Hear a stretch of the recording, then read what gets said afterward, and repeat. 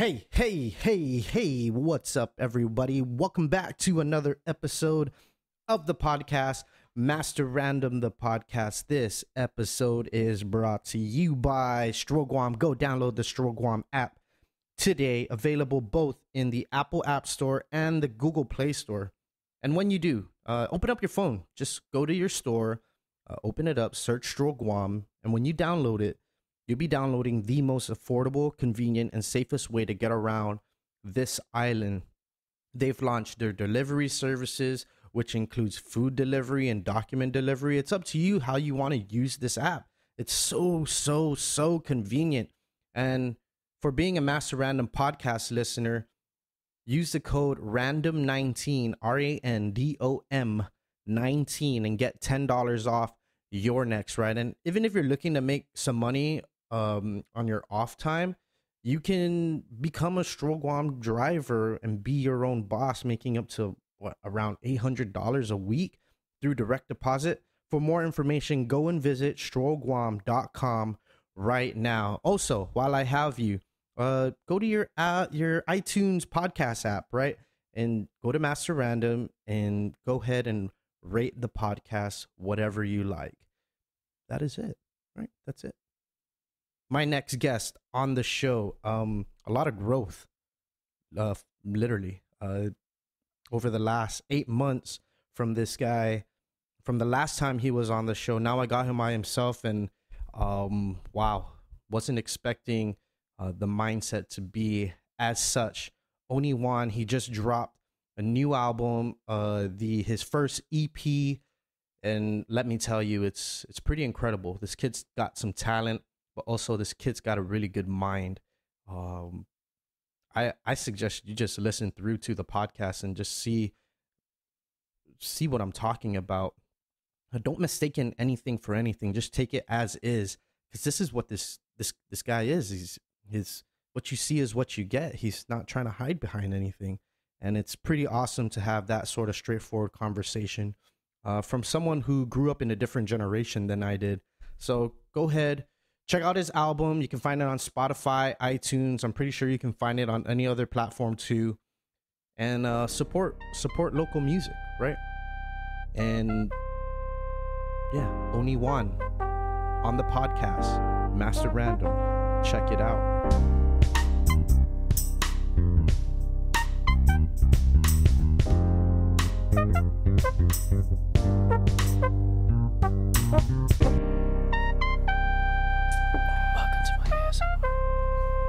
Bro, I gotta do that every time. Dude, it's like it's only right. Welcome to the show. We're good. Ron, welcome to the show, bro. Welcome back, actually. Thank you. It's been 8 months, and I had mentioned before we popped on that it looks like you got taller. You're young enough to still be in a growth spurt. I stopped growing about 10 years ago. I think I got another 10 years to look forward to. We'll see. Maybe I'll finally hit 6 feet. Yeah. I mean, you look like you're gonna. That's the goal. How old are you, anyways? That's not open for discussion. I think the last time you were here, we kind of went through that whole situation. Yeah, no, I didn't say that either. I don't speak on my age. That's a taboo topic. I could be like 30 and nobody would know. Really? Yeah. I don't know. I think for me, age-wise, I think I look young. Everyone says I look young for my age, but I've always wondered why age is sort of this taboo thing. That's why I don't. Even up to now, like with like women, when I ask them, like, hey, how old are you? They're like, really? You're asking me how old I am? Like, do I really look old? Like, that's why I don't really. Like, what's wrong with it? You know, you kind of it's like it's a good gauge. I think people think it's a physical thing, but it's more of a mental thing. You know, if you know how old someone is, you kind of can like gauge on I guess the mentality that you sit on versus them. Like a younger person would have a different mentality than someone who's say my age compared to talking to someone who's much younger, right? So I don't know. That's part of the reason why I don't like to like tell people my age or speak on my age. Yeah, because I am pretty young, but people like right off the bat they never assume that. Because I always felt like I never acted like a lot of kids my age. I'm not saying I don't act like my age group. Did you grow up hanging around older people a lot? Yeah, I did. So, growing up, I was an only child, and I was in a weird generation in my family where I was one of like two children that were born at that area in the family. Okay. So it was either I hung out with my older cousins who were like 7 to 8 years older than me, or Right. my younger cousins that were like 3 to 4 years. So older. heavy influence from the beginning. Yeah. As a young. So I always age. hung out with the older kids because they were always more interesting to me. Right. The little kids always bored me, and then kids my age were just not interested in the same things I was. Right. And My then- sister's 4 years older than me, and I remember hanging out with like her friends and people she knew that were older than her, and that's what got me into punk rock music, Yeah. skateboarding, hacky sack. That's all my mom. I just hung out with my mom. Yeah. She loved that stuff. Like, And that's what sort of helped shape you too. Yeah, like, cause like I was an only child. It was just me and my mom most of the time. Mhm. So it was like all of my exposures to music was because of my mom. So all of my favorite bands, like my favorite artists, what I find interesting, it all comes from her. But of course, she wasn't the type that's like, oh, this is interesting. She's like, hey, what do you think about this? What was sort of her genre of music that she was listening to? Dude, it was crazy because she jumped around. Yeah. Like she Is it like would an old jump. soul type, or is it like No, it like was more she was, modern she's young, rap, so she hip-hop? kind of like jumped around. Okay. It was never a specific timeline or a specific genre. It was really just what sounded good to her. Mhm. So we would go from like punk rock to deathcore to pop music to old jazz music. So it really jumped around a lot. So I kind of appreciate that because I never grew up listening to one certain genre. Yeah. So that's cool to me because I never noticed how many like kids are so heavily influenced by one genre because that's all they heard listening, Right. like growing up. Mm-hmm. So like my mom, like I didn't even know Michael Jackson was famous when I first heard him. Really? Yeah, I didn't know anything about him, but she played one song. I don't remember what it is. I think it was Smooth Criminal. And I was just like, "Who is this?" She's like, "Oh, it's Michael Jackson." She didn't say anything after that. How She, old? like, How old were you? I think I was like 7, 8 years old. Yeah, it's pretty young. Me, I think I was exposed to Michael Jackson at an extremely young age. Yeah. Right? He was like the super pop star of the '80s. See, I didn't know that. My parents were products of the '80s. Mhm. Right? They were adults. Teens in the '70s, but Yeah. in the '80s they were already full blown adults. And Yeah, so they already had that time to figure out what they liked already. It's Yeah. already in that area of where they're like, okay, this is what I like, so this is what I'm gonna stick to. Yeah. My parents were really heavy into the R&B. We would always see Oh, so like the old school R&B. yeah, and then early '90s like Corrado and See, what's crazy? My mom didn't like that. She went, I don't remember what she used to listen to, but I know from what I observed growing up, her biggest influence was 90s grunge. Nirvana. And you know what's crazy? I don't even like Nirvana. They are I'm a Pearl the Jam they guy. are the basis of They are, but I love Pearl Jam. I was team Pearl Jam. okay. Yeah, because there's some sort of like debate, right, between Yeah, who it started was- the it was- grunge movement. Exactly. Because they're both from Washington. Yeah, I give Nirvana their props because I know Nirvana was part of Sub Pop, which Yeah. was the record label based out in Seattle, which they were a part of. And I got to go visit that when I went to go visit. But growing up, like I had a chance to listen to both Pearl Jam and Nirvana, and just at the time as I was growing up, I liked Pearl Jam more, but I really liked certain songs from Nirvana. But people won't let that go.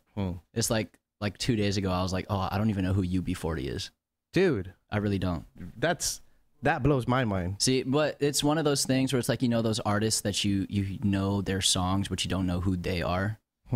Like I watched someone's story and I heard one of their songs. I was like, oh, so that's who they are.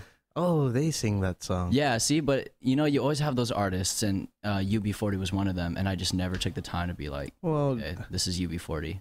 and you're coming from you're coming from a generation. I think both of us we're kind of slightly out of each other's generations. Yeah. You are growing up in a generation and grew up in a generation where musicians were just flying out the doors. Yeah. I mean, They're music, they're everywhere. Music from SoundCloud to It's so stupid. There's so much bad music out there. It kind of hurts. But no, that's fucking true.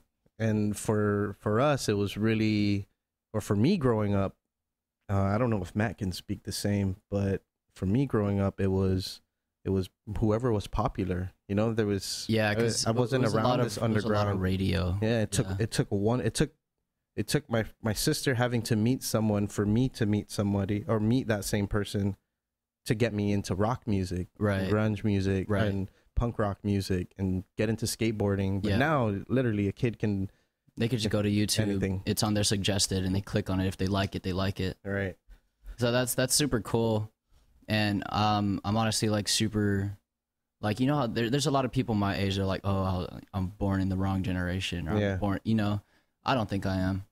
I love this generation. It's so accessible to do anything. For sure. You could figure out anything just by going to Google. Right. Like, just because you think that like the fashion was cool, like the vibe was different back in like the 70s or 80s, doesn't mean you're gonna love it more than you do now. Yeah. Yeah. You're gonna be trying to go on your phone, and there's no phone. Yeah. Go on. I mean, maybe if they were born in that generation, it'd be cool. But I think just in the generation we're in now, with who I am as a person, I think it's super, super convenient. Right. 'Cause I'm super lazy. When did you start figuring out that you've tapped into the artistic side of you? Is this something that you've always like secretly done on no. the side, or? So when I was a kid, I was always into sports. Mhm. Played football. I've been doing jujitsu since I was like 8, so that was my outlet. Mm-hmm. And then I think I was around 6th or 7th grade. Then I kind of stopped doing sports because my grades weren't there. I kind of stopped caring about my grades. I was like, oh, if I do sports, I'm fine. Yeah. And then I wasn't allowed to do sports because my grades sucked. Granted, I was lazy. I didn't do homework. I didn't focus in class. I was falling asleep. Yeah. And, you know, at that point, I didn't have an outlet, so I was just pissed off all the time. I was moody. Like, I think that's when my depression started to kick in because I didn't have an outlet anymore. So it got really bad. And then one day, my mom noticed me. She just came up to me. She was like, "What's on your mind?" She's like, "Oh," I was just like, "Oh, I don't want to talk about it." I'm like, "Okay." She gave me a piece of paper. She sat me on the table. She's like, "I want you to sit here for an hour and write all of the things that come to your mind." And then took that hour. I needed like 3 more pieces of paper. And then she read it all. She was like, "Okay, so every time you're feeling some type of way or whatever interesting thought comes to your mind, I want you to write it down." So that was my my start. So it turned into just writing She down. planted my the feelings. seed, huh? Yeah, because she was always the type. She's not. She was somewhat disciplinary, but she understood. She was open to allowing you to express yourself. Yeah, or... exactly. So it was like, if I was pissed off at something, she wanted to know why I was mad. If I was justified in why I was angry, then she wouldn't get mad. Right. But if I was just being a silly bitch, then she'd be like, "All right, quit being a bitch." Yeah.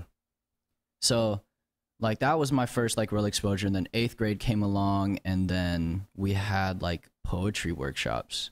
So that kind of helped tap what I was really thinking into a compressed version where I could just like use metaphors and whatnot to like somewhat maybe not hide what I'm actually trying to say, but maybe just shorten it because I'm a lazy motherfucker. So any opportunity I could take to not write as much as I had to, I was gonna do that. And that was like my first like real exposure to poetry. Then it went into like rock music that I related to as an angsty emo teen. And then it went into liking rap music and finding rap artists that I like. And then eventually, when I was in high school, like dabbling in rap. And then next thing you know, I was just like, "Oh, hey, this is easy. I could do this. I'm better than a lot of these people." So I was like, why not? Seems like it came naturally to you. Yeah, and then next thing you know, I actually like enjoy it. Yeah, I never expected to enjoy it, to be honest. I was listening to your stuff when you dropped it, man, and your style is very, very unique, extremely unique. I enjoyed it. ASMR was, man, it's a short song, but dude, yeah, it's bro. I had so much fun making that song. Yeah, dude, I don't know what it is. I want to know first. How come I can't find it now? Okay, so we're supposed to like kind of keep this low, but there was a typo on the EP title and then on the album cover, they're spelled differently. So for the name of the album, yeah. So it's just like one letter slightly different. like it was Crux I Fix, right? Yeah, and then in the album cover it's like CRU-X-I Fix. So we're fixing that right now. It should be up either today or tomorrow. Okay. Yeah, no, I've been getting a lot of complaints. I have a lot of people like on my ass about that. I'm like, just fucking calm down. It'll be back up. Matt was just asking me, he's like, dude, where do I find that? I was like, yeah, I think it's off. Yeah, no, it'll be back up. But it was like a lot of my friends that were like, oh, I can't find ASMR. And honestly, I didn't think ASMR was going to be the one. Yeah. It was just something that was fun. I needed something extra on there. So I was like, because I wanted every song on the EP to be different. Yeah. And I think if I chose a different song other than ASMR, 2 of the songs would have sounded the same. Right. That would have totally went against what I was trying to do. I can't even explain. I wish we can listen to it right now. I mean, I can't even explain your style. You know what I mean? It's right. It seems like you found yourself in that sense artistically, and it's something that you sort of stuck with. I can't even compare you to any other rapper. Like a mystical. Honestly, it for me, I don't like comparisons. So it's not like I purposely try to go against the grain. Yeah. It's just whatever's fun. When did you start realizing the developmental style, and this is something that, or during the development, the style that you were kind of like catering your art to, and that you were going to stick to it? Oh, like with my style of creating. Right. I mean, at least like the music, right? Or does it depend on the beat that's being laid? I would say that, but the cool thing is with my producer, he kind of like every time him and I link up, and it's really often because his girlfriend is my cousin. Okay. And she's the other family member I was telling you about, how we were born into the same generation. Okay. We only had 2 groups to choose from. So her and I hung out a lot. She was here. Yeah, they were here. Right. So he kind of like feeds off my mood, or like he'll kind of hear what I'm mumbling when I'm writing, and then a beat will come up and it's just perfect. So it's kind of like he feeds off of me, and then I'll feed off of that in turn. In the beginning, we did want to have a definite sound, but then as both of us kept working together, we realized that we were having so much more fun creating weird shit. Whatever you wanted. Yeah. So I think not having a definite sound and just being able to like experiment and be like, oh, that synth sounds fucking stupid, but I love it. Yeah. You know, having that freedom, I think, at least artistically, it gives us an edge, because we both somewhat grew up on the same kind of music. It's like I loved screamo growing up, and then look at me, I'm fucking rapping. Like, who does that? Right. I was in a deathcore band my sophomore year of high school. Like, I would have never seen this. So having all of those experiences, and then we put that into our music. Mm-hmm. So like a lot of it is in the drums. Like the drums will like totally change anything. But I don't think I ever really like noticed that I had found a style. It was more so like I would be writing, and some of it, like some of the flows would be similar, or some of the drums would be similar. But I think that's just what it just comes off of what we like. We weren't really making anything for anyone else to enjoy. It was just we wanted to do this, so we did it. Right. And then that the collaboration with Jed and Trips happened, and then it was just organic from there. They gave us the freedom to do whatever the fuck we wanted, and yeah, that came out with the EP. And then Did you feel any pressure to have to drop an EP, or is this something that's always been in the works? Not at all, honestly. So I knew I wanted to drop an EP. It was honestly supposed to drop, or I had planned to drop it in November. Yeah. But I wasn't happy yet. And the second song on the EP I had recorded over a year ago. I had dropped it over a year ago on SoundCloud. So like I've actually been working. That was a Suck Fit? Supplement. Yeah. Supplement. I don't know if I heard it. Yeah, it's one of my my older songs. It's like Is it on Spotify? It's on SoundCloud. Oh, okay. Yeah.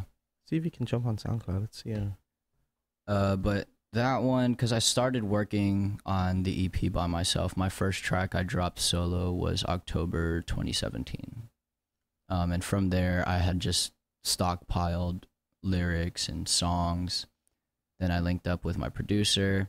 Him and I did 2 songs together, and then with Jed. And then I had just been stockpiling and working on music since then.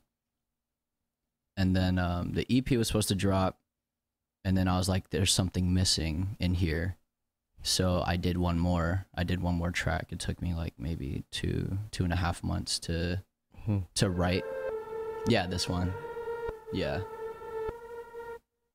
So this one was I think the second drop with my my producer, yeah. Same producer. Yeah. So this one I how we recorded this, my friend Ethan and Brandon were there when I recorded this. We had this really like janky setup. We had a like a mic, a short ass USB cable, and I was under a blanket. And it wasn't a thick blanket either. It was like a really thin blanket. Right. So we're under the blanket, and the house is super quiet, but you just hear me like screaming at the top of my lungs.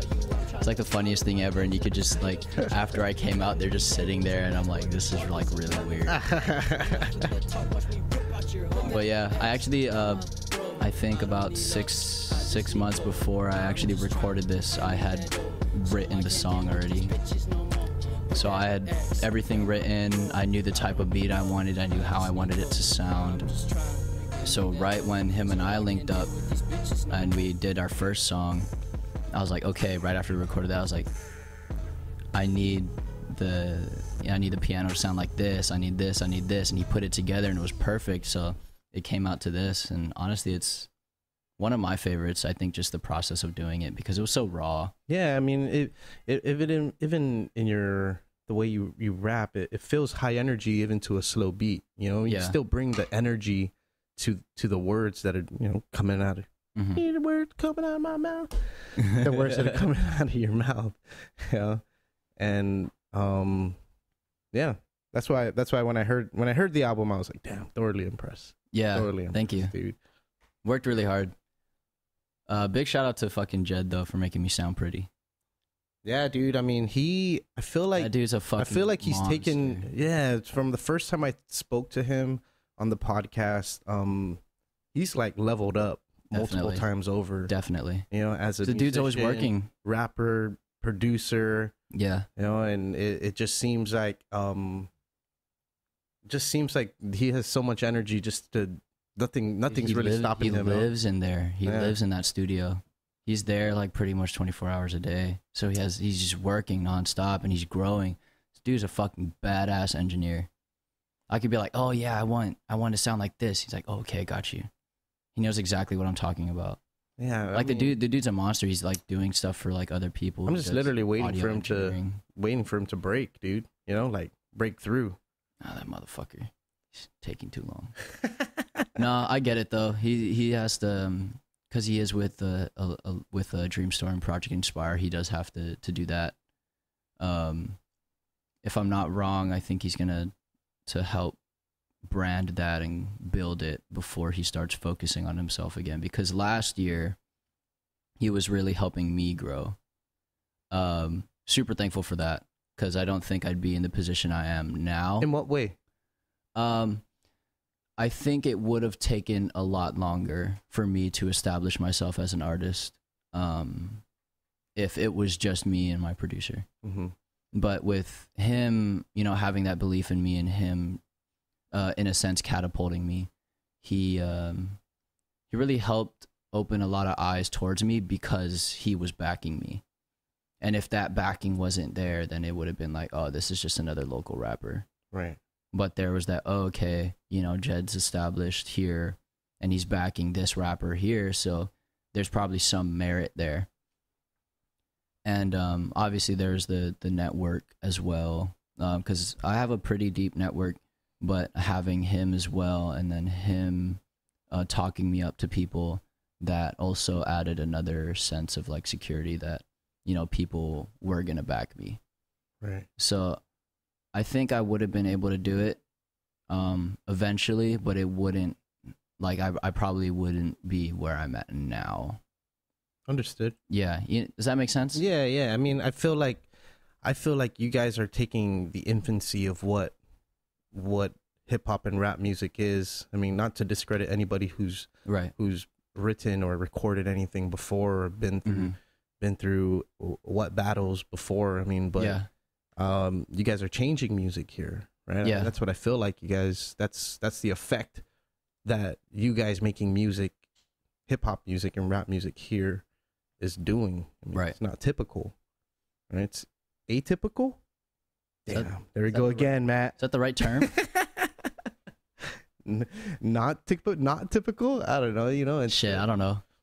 But I was an English major, and I feel like I should know that. I try to use words on this podcast all the time that's just not. But hey, man, I did drop out, so that's my excuse. Fuck you, OG. Why? Why so? I think they fucked me over, dude. Well, I think everyone sort of needs a backup plan, right? You know, I mean, mine was modeling. Fuck. I'm about to retire too. What made you get into that? You know, is this something that was a fucking accident? Really? Yeah. So my first, I actually posted about it on my Instagram. We'll go back to the music. Yeah, let's go to the. Yeah, give me a break on that. Yeah. So about 2 years ago, I had just gotten out of high school. Or no, I was probably a year out of high school already, and I had an off day at work. Or I wasn't working that day. My homie hits me up. He's like, "Hey man." Wait, did you grow up here? No, so I left here when I was 13. Okay. And then I went to the States. So I say I grew up here, but I was raised stateside. Okay. Or no, raised here, grew up there. Well, a lot of the influence came from stateside. Right. Yeah. So the homie hits me up and he's like, "Yo, what are you doing?" I'm like, "Nothing. I'm just playing 2K." He's like, "All right, bet. I'm going to pick you up. We're going to do a photo shoot for this clothing company in Nashville." Okay. I needed an extra person. Dude dropped out. Everyone else I called is not down. This happened out there? Yeah. Okay. So I was like, all right, bet. So I get ready. We get to the shoot. We have the photo shoot. And after that, people in Nashville, around Nashville, had started hitting me up. And that was an accident. I was just doing it because he needed an extra person. And then after maybe like 2-3 photo shoots, I kind of got You were over in Tennessee? Yeah. Okay. I was actually born in Fort Campbell. Really? That's where I was at? Yeah. Fucking hate that place. I have no idea what it looks like. It's gross. Fucking, hey, but go Kenwood, go Knights. Those fuckers expelled me a month before graduation, assholes. Yeah, my dad was in the army. Yeah, so 101st. Yeah. But anyways, I got bored of it because I wasn't really making money. I was just getting like product, but I wanted to make money. So I was like, there's no market for me right now.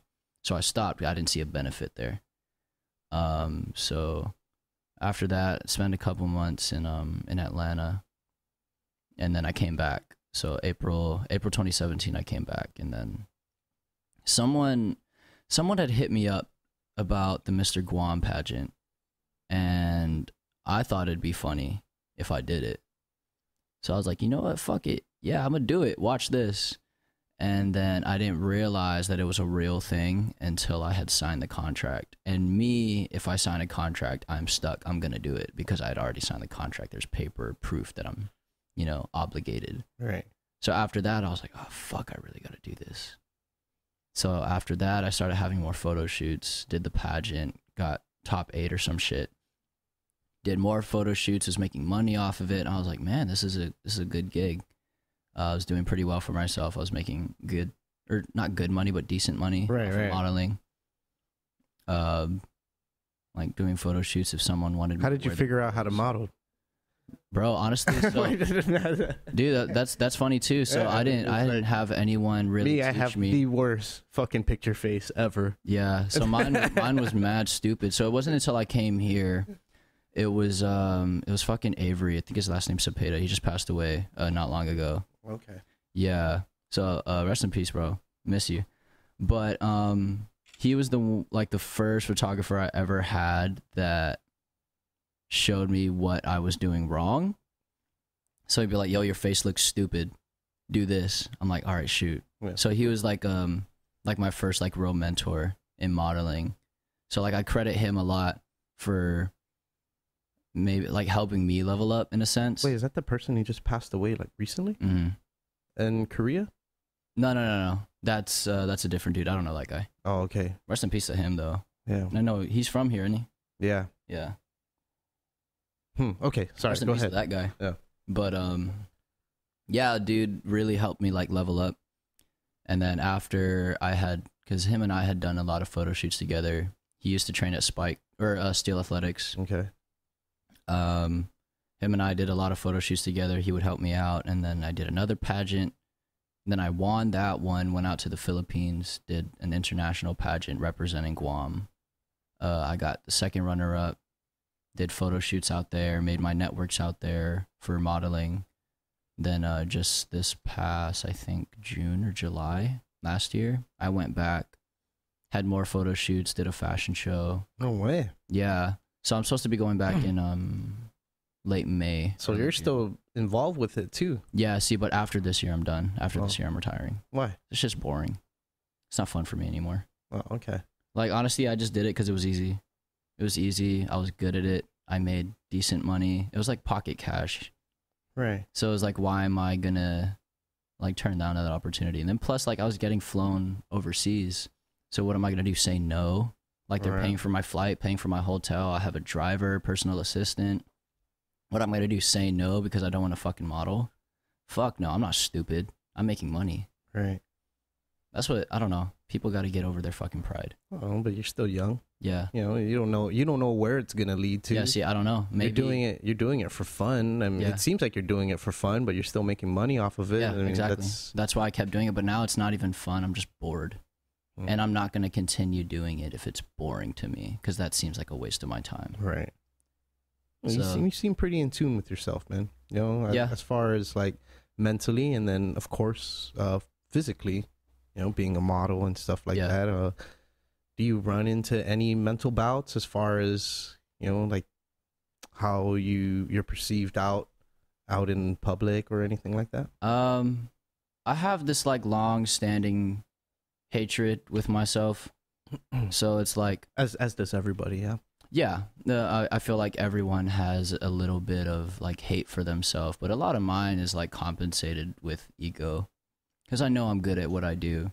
So I compensate my dislike for myself for that, is just building myself at what I'm good at, so that I have something positive to look at. Be like, oh man, your fucking hair looks ugly, but that album's tight though, so it's cool, you know. So and a lot of it is just like as I feel like everyone has some sort of depression. Mine's been going on for, I think, about how old am I? Like 8 years now. Yeah. I've had depression. Hits like a fucking tsunami. So yeah, when you're young, I feel like it hits harder. As you get older, you know, I used to go through depressive spots. I still do, right? Yeah. But it's now as you get older, you start to understand Yeah.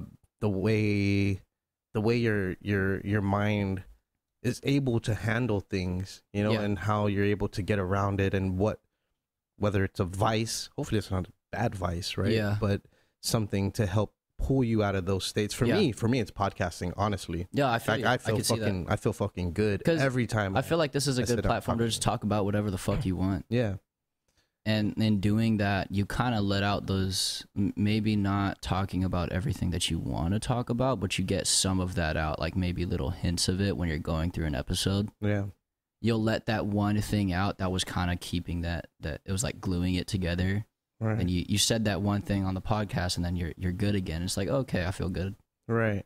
And anybody listening, don't believe that nobody goes. Oh, Nobody does definitely. not go through Definitely. depressive spouts. Actually, you know? coming up on the 1 year anniversary. My friend D passed away last year. Okay. Yeah. To She depression. yeah. Okay.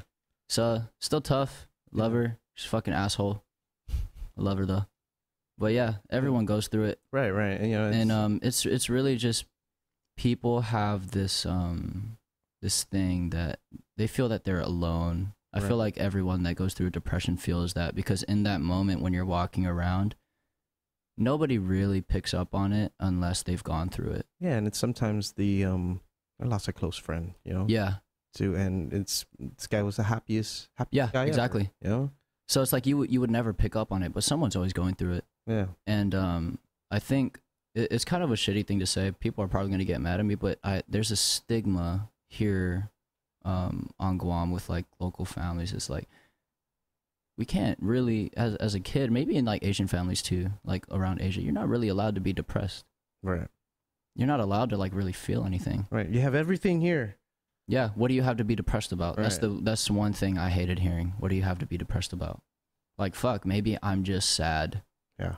And there's like a stigma, like a lot. I feel for a lot of kids here because they can't talk to their parents.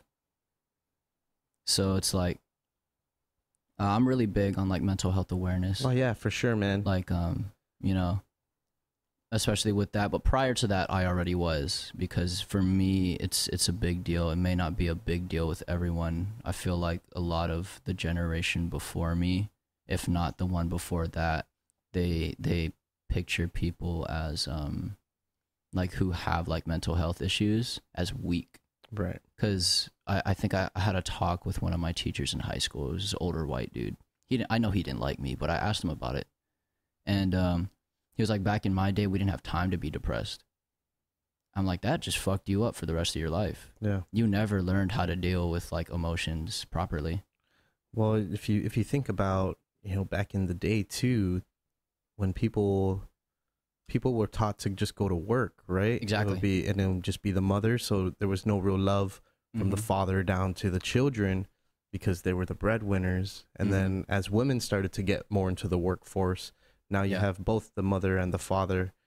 Yeah. You know, no real time to give love. Yeah. You know, I'm not saying that's the case for No, definitely everything, but not. Like mine, I think at the time I really hated the situation I was in, but as of right now, I love that I was put through that. So my dad wasn't really around. He was bouncing around like stateside because he was part of the Navy. So it was just me and my mom. Okay. And she went to school full time, and she was working full time. So she was working towards her bachelor's, then her master's, and she was working full time to keep us supported. So she was never really home. It was always just me. So if I had an episode, I had to just deal with it by myself. And at the time, I'm like, man, I feel so alone. But in that time, it helped me figure out like how to deal with shit without resorting to desperate measures. Right. So now it's like if I go through an episode, I'm like, okay, I got all this going for me. I just have to get through these next couple days and I'll be cool. Let me just find something to distract myself. Like I stay busy all the time. I'll probably, like, if I have 2 off days a week, that one off day, like one of the off days, I'll probably just use to catch up on sleep. The next off day, I find something to do to keep me busy. Right. Keep your mind going. Yeah, because I have to stay stimulated. If I stay still for too long, then it hits really bad. But I feel like that's the case with a lot of people. And when I have friends that are going through stuff and I notice, I'm like, what have you done lately? They're like, I've just stayed home. I'm like, you need to find something to do, man. Right. Like, I love you and I care for you. I know what this shit feels like, but you need to keep yourself busy. Like, get back to the gym. I don't care how sad you are right now. Get back to the gym. Yeah, like, you'll feel better. The circumstance doesn't matter. It's the fact that you're sitting in the pool. Yeah. Right? Yeah. Like, you could swim to the other end of the pool, but you're just sitting on that one end just sulking. And that's just what makes it so much worse. So I definitely, you know, I don't want to say there's one set way or one set like step-by-step thing to do. Yeah, for sure. And I feel like the early 20s though is the most critical. Yeah, right? Because there's so much going on. I think by this time you're seeing people graduate from college. You're kind of like wondering, having families. Yeah. You're kind of wondering like, okay, so what's up with me? What am I gonna do? What else is there? Yeah. You know, these I'm way behind the curve. Yeah. All kinds of shit that we fucking trick ourselves into thinking that we're being stagnant. Right. We're not exactly where everyone else is, so it's not where we should be. See, I hate that. Yeah, dude. My favorite Calvin and Hobbes quote actually is, I don't know. No, it's not a Calvin and Hobbes quote. It's a quote from somebody. I can't remember. It's a Twain or fuck it. Right. Just confirm this, Matt, when you hear it. but it's on a Calvin and Hobbes photo, Right. and says, "I'm not exactly where I want to be, but I'm exactly where I need to be." Yeah. You know, and because social media is so I think that's in what front of us, fucks with people so much. Seeing everybody's happiness, quote unquote, the fact that, oh shit, they're not happy. Yeah. I know they're not. I know for a fact they're not happy. They fucking hate themselves. Yeah. But I think that's one of the shitty things. I think that's what kind of gets people a lot. They feel so demotivated, and it kind of leads to a form of depression for them. For sure. Because there's this, I think, a really good example, because I was on YouTube a couple of days ago listening to one of my favorite artists. Her name is Billie Eilish. Okay. She blew up when she was 13 years old. She's 17 now. All I see in the comments is, wow, she's 13 doing this. When I was 13, I was blah, blah, blah. Mm-hmm. Nobody moves at the same pace. She probably just had, she's fortunate enough to have a family that was musically inclined. For she sure. Was, you know, genetics. It could be the school she went to. Yeah. It could be the area she grew up in. Everyone's situation is different. It's just up to you on how you deal with that. Who's the quote? Does it see? Oh, okay. Sorry. Go ahead. But for me, I used to think that way. I actually did. I have a poetry video coming out in April with One Punch Media that I've sat on for over a year now. I saw you release like a teaser one time. Yeah, that it? That's the one. Kind of like in the parking lot. Yeah. So that's the one. When I wrote that, I think, well, the name is IA, so I-A. It stands for insomnia and anxiety. So I think when I wrote that, I was going off of like 78 hours of no sleep. I had to stay up. Like, I was just in my room. I wasn't doing anything. Mm-hmm. So I was just like sulking in my room, being a little bitch. And then took me maybe like an hour to write that, and then I fell asleep. I was asleep for like 22 hours. Damn. So definitely worth it. I'm really glad I did write that. But a lot of it was like, oh, I see all these people, like, they're starting families, they're getting good jobs, you know, buying new cars, and then here I am sitting in my room being a little sad bitch, you know?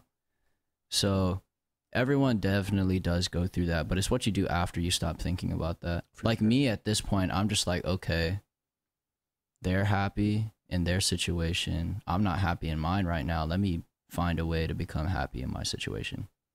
Right. So like I've definitely not been in the best situations in some points in my life, but it's really just how I adapted and been able to find, you know, some sort of light in any situation.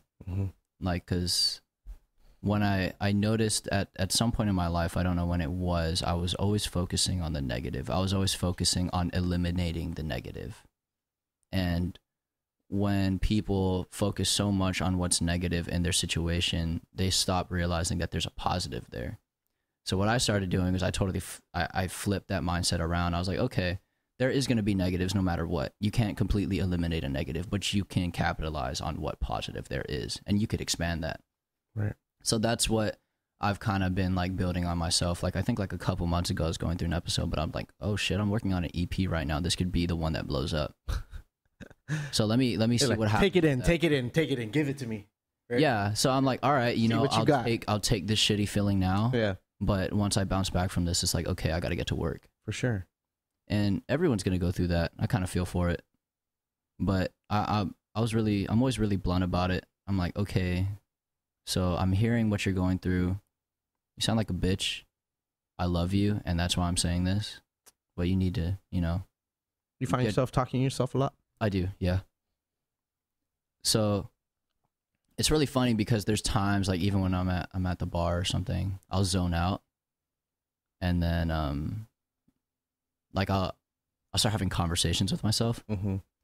I don't necessarily think there's just like another voice in my head, but I'll start like thinking on other stuff. And when I'm home alone, I'll definitely have like a conversation with myself. Like, I'll look at my phone, I'm like, damn, what the fuck? Like, why did I do that? You know?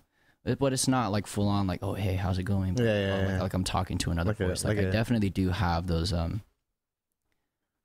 like maybe like strange encounters with the other personality in my head. Right. Because that's like that's my whole like thing with like having nobody call me by my real name. It's always by my artist name, because I don't like who my real name is. That's a totally different person. Interesting. So I'll have conversations with that dude, or like I'll put myself in that mindset, and that's what really keeps me to keep moving forward, because that's who I know I really am. And it's like, okay, you gotta, really get your head out of your ass, because all of my work ethic and whatnot comes from that side of me. Like the artist name and everything, that's just like somewhat of a facade. Oh, so you feel like you have to stay tapped in then? Yeah. So, like my ego is not fake. My confidence is not fake, but there's aspects of it where I feel, or I notice I'm over the top, and then it's tapping back into who I really am. It's like, okay, that was a little much. Let's tone it down a bit. I'm like, okay, we got this. Like, it's not like, I know people who are schizophrenic. I won't ever claim that. I don't claim fake, or not fake. I'm not saying schizophrenia is fake. I won't self-claim a mental illness. Right. Like what people do. Yeah, I've never ran into somebody who has. Like, it's crazy, dude. Like, because there's a stigma with schizophrenia and like bipolar disorders. Like, they just hear voices in their head. They're crazy. They're really not. There's cool schizophrenics. Like, they just hear shit. So it's weird, but yeah, that's kind of where I'm at. I kind of have to tap back into like another side of me. It's like, okay, this is where we're at. This is what we got to do. And then I'll agree with myself. I'll be like, okay, if I disagree with myself in any way, I'll have to sit down and have that conversation. I'll write it down, or I'll be listening to music in my room, and then it'll come to that. Kind of just step back outside of yourself. Exactly. In a way. Yeah.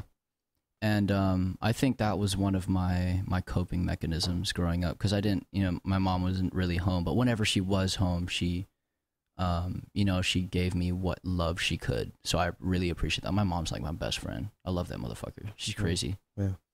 But yeah, that was one of my coping mechanisms, is that I pretended there was someone else I could talk to, and it just so happened to be another me. Right. Everyone comes up with like these different people. They talk to like a celebrity that they like or that they idolize. I talked to myself because I only trusted myself. Yeah. Yeah. So I would have those conversations with myself and be like, okay, we can get through this. It's okay. My mom's here, so I'm good. I'm fed.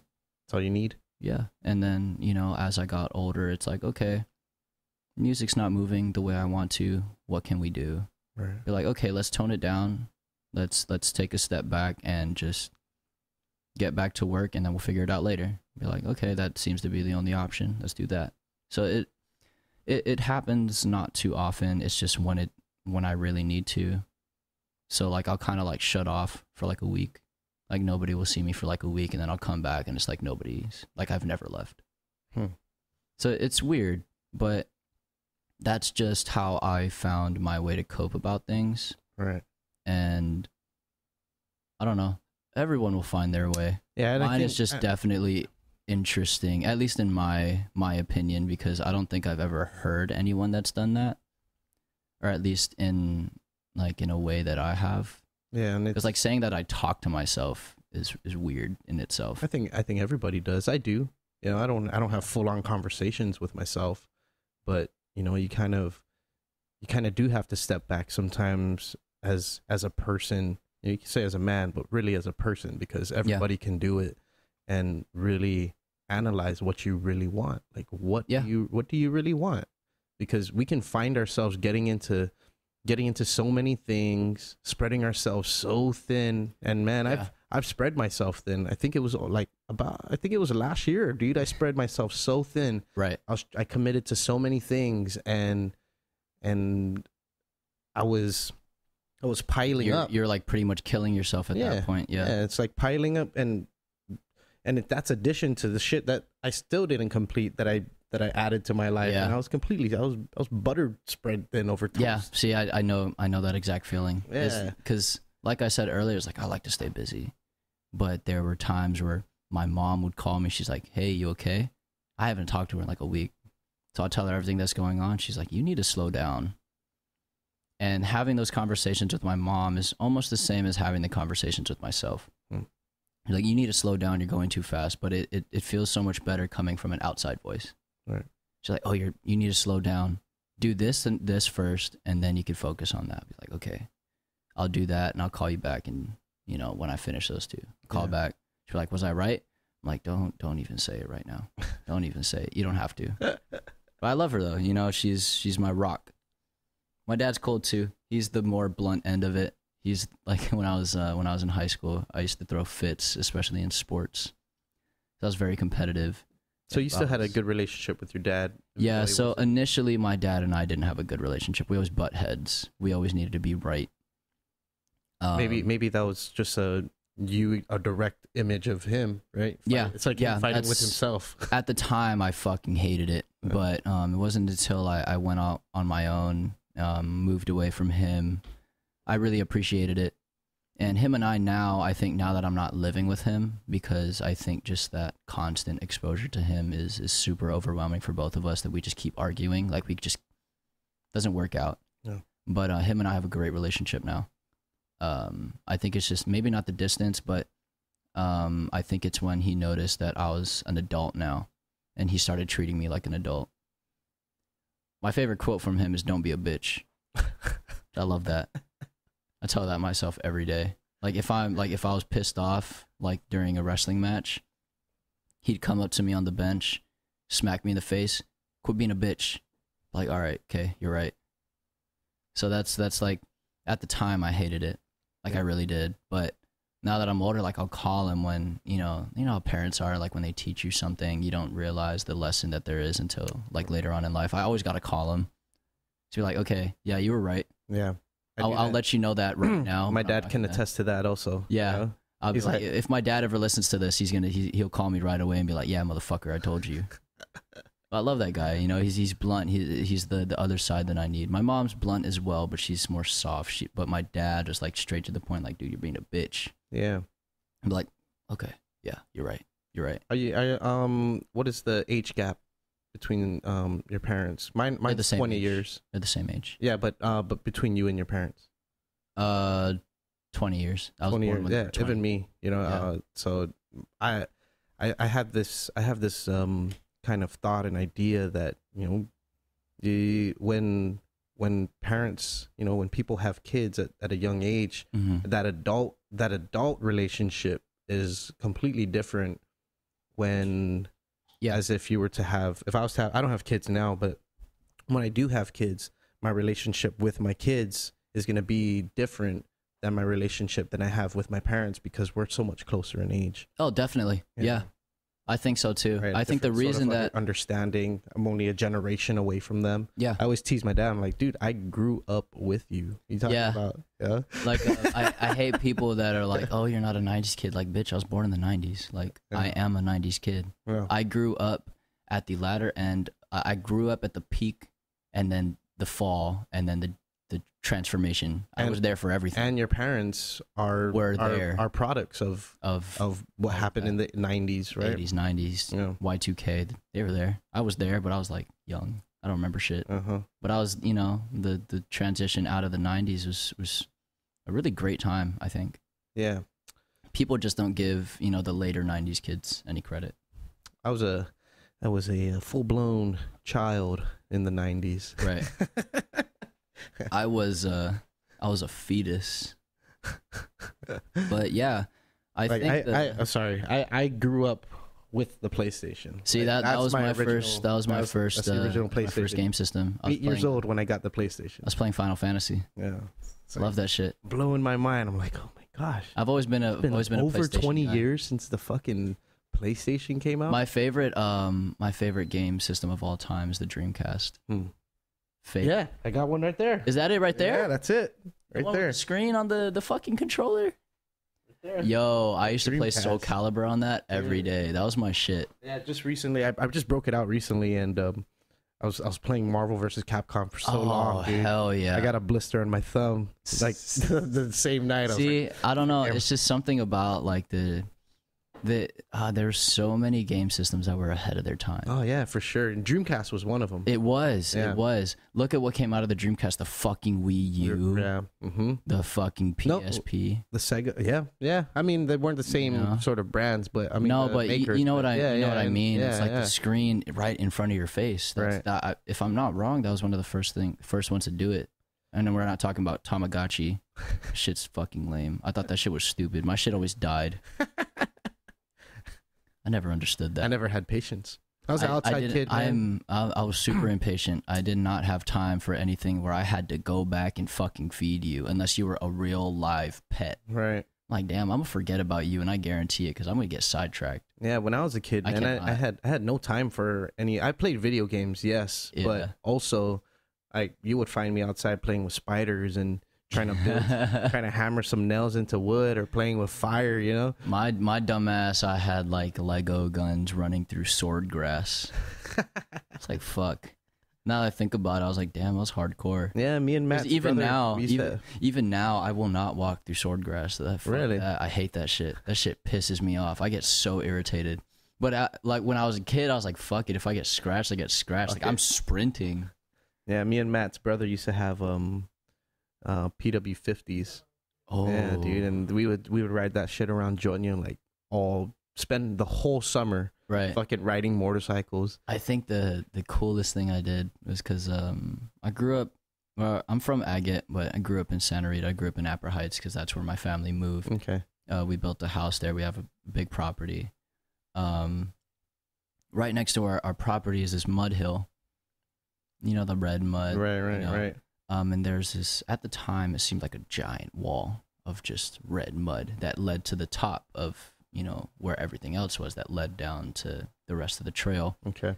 And what I did was I took my grandpa's pickaxe, walked over to that wall, and I made a rock climbing wall. But I had to always go back and redo it, especially when it would rain, because it would get fucked up and I couldn't get on the steps. Right. So I'd have to go back, redo it, and I'd always get in trouble for taking the tools. So I used to religiously climb up, run down.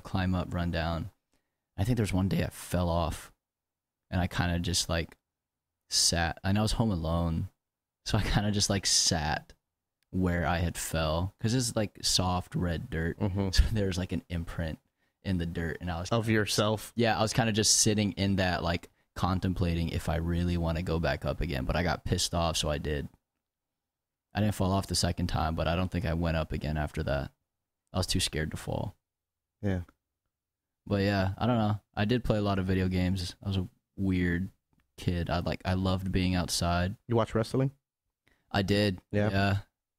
Favorite wrestler of all time was Jeff Hardy. Jeff Hardy? Jeff wow, Hardy. Interesting, man. Yeah. Yeah, I grew up with me as a Ultimate Warrior. Oh, that dude's badass. Yeah. The baddest. Yeah. The baddest, not just badass. But my favorite wrestler was Shawn Michaels. I was a real big heartbreak kid. HBK. Sweet Chin Music. See, that shit really looked like it hurt. Which one? The fucking Sweet Chin Music. That shit looked like it hurt. Even if it didn't land, you just heard a clap. I don't know if it actually landed. Getting kicked in the jugular. Like, God. You ever see how like these, like they get hit? I'm like, God damn. And then you got, like, the reason I like Jeff Hardy is because I could not take my eyes off of him. Yeah. It's like, this dude was going to do something weird no matter Acrobatic what. in the sky. Acrobatic off the ropes. This dude was just jumping off of shit, and I'm like, whoa, that shit is tight. But then as I got older, and I still watched the wrestling. I think I stopped watching around like 2013, 2014. Okay. My favorite wrestler became CM Punk. Okay.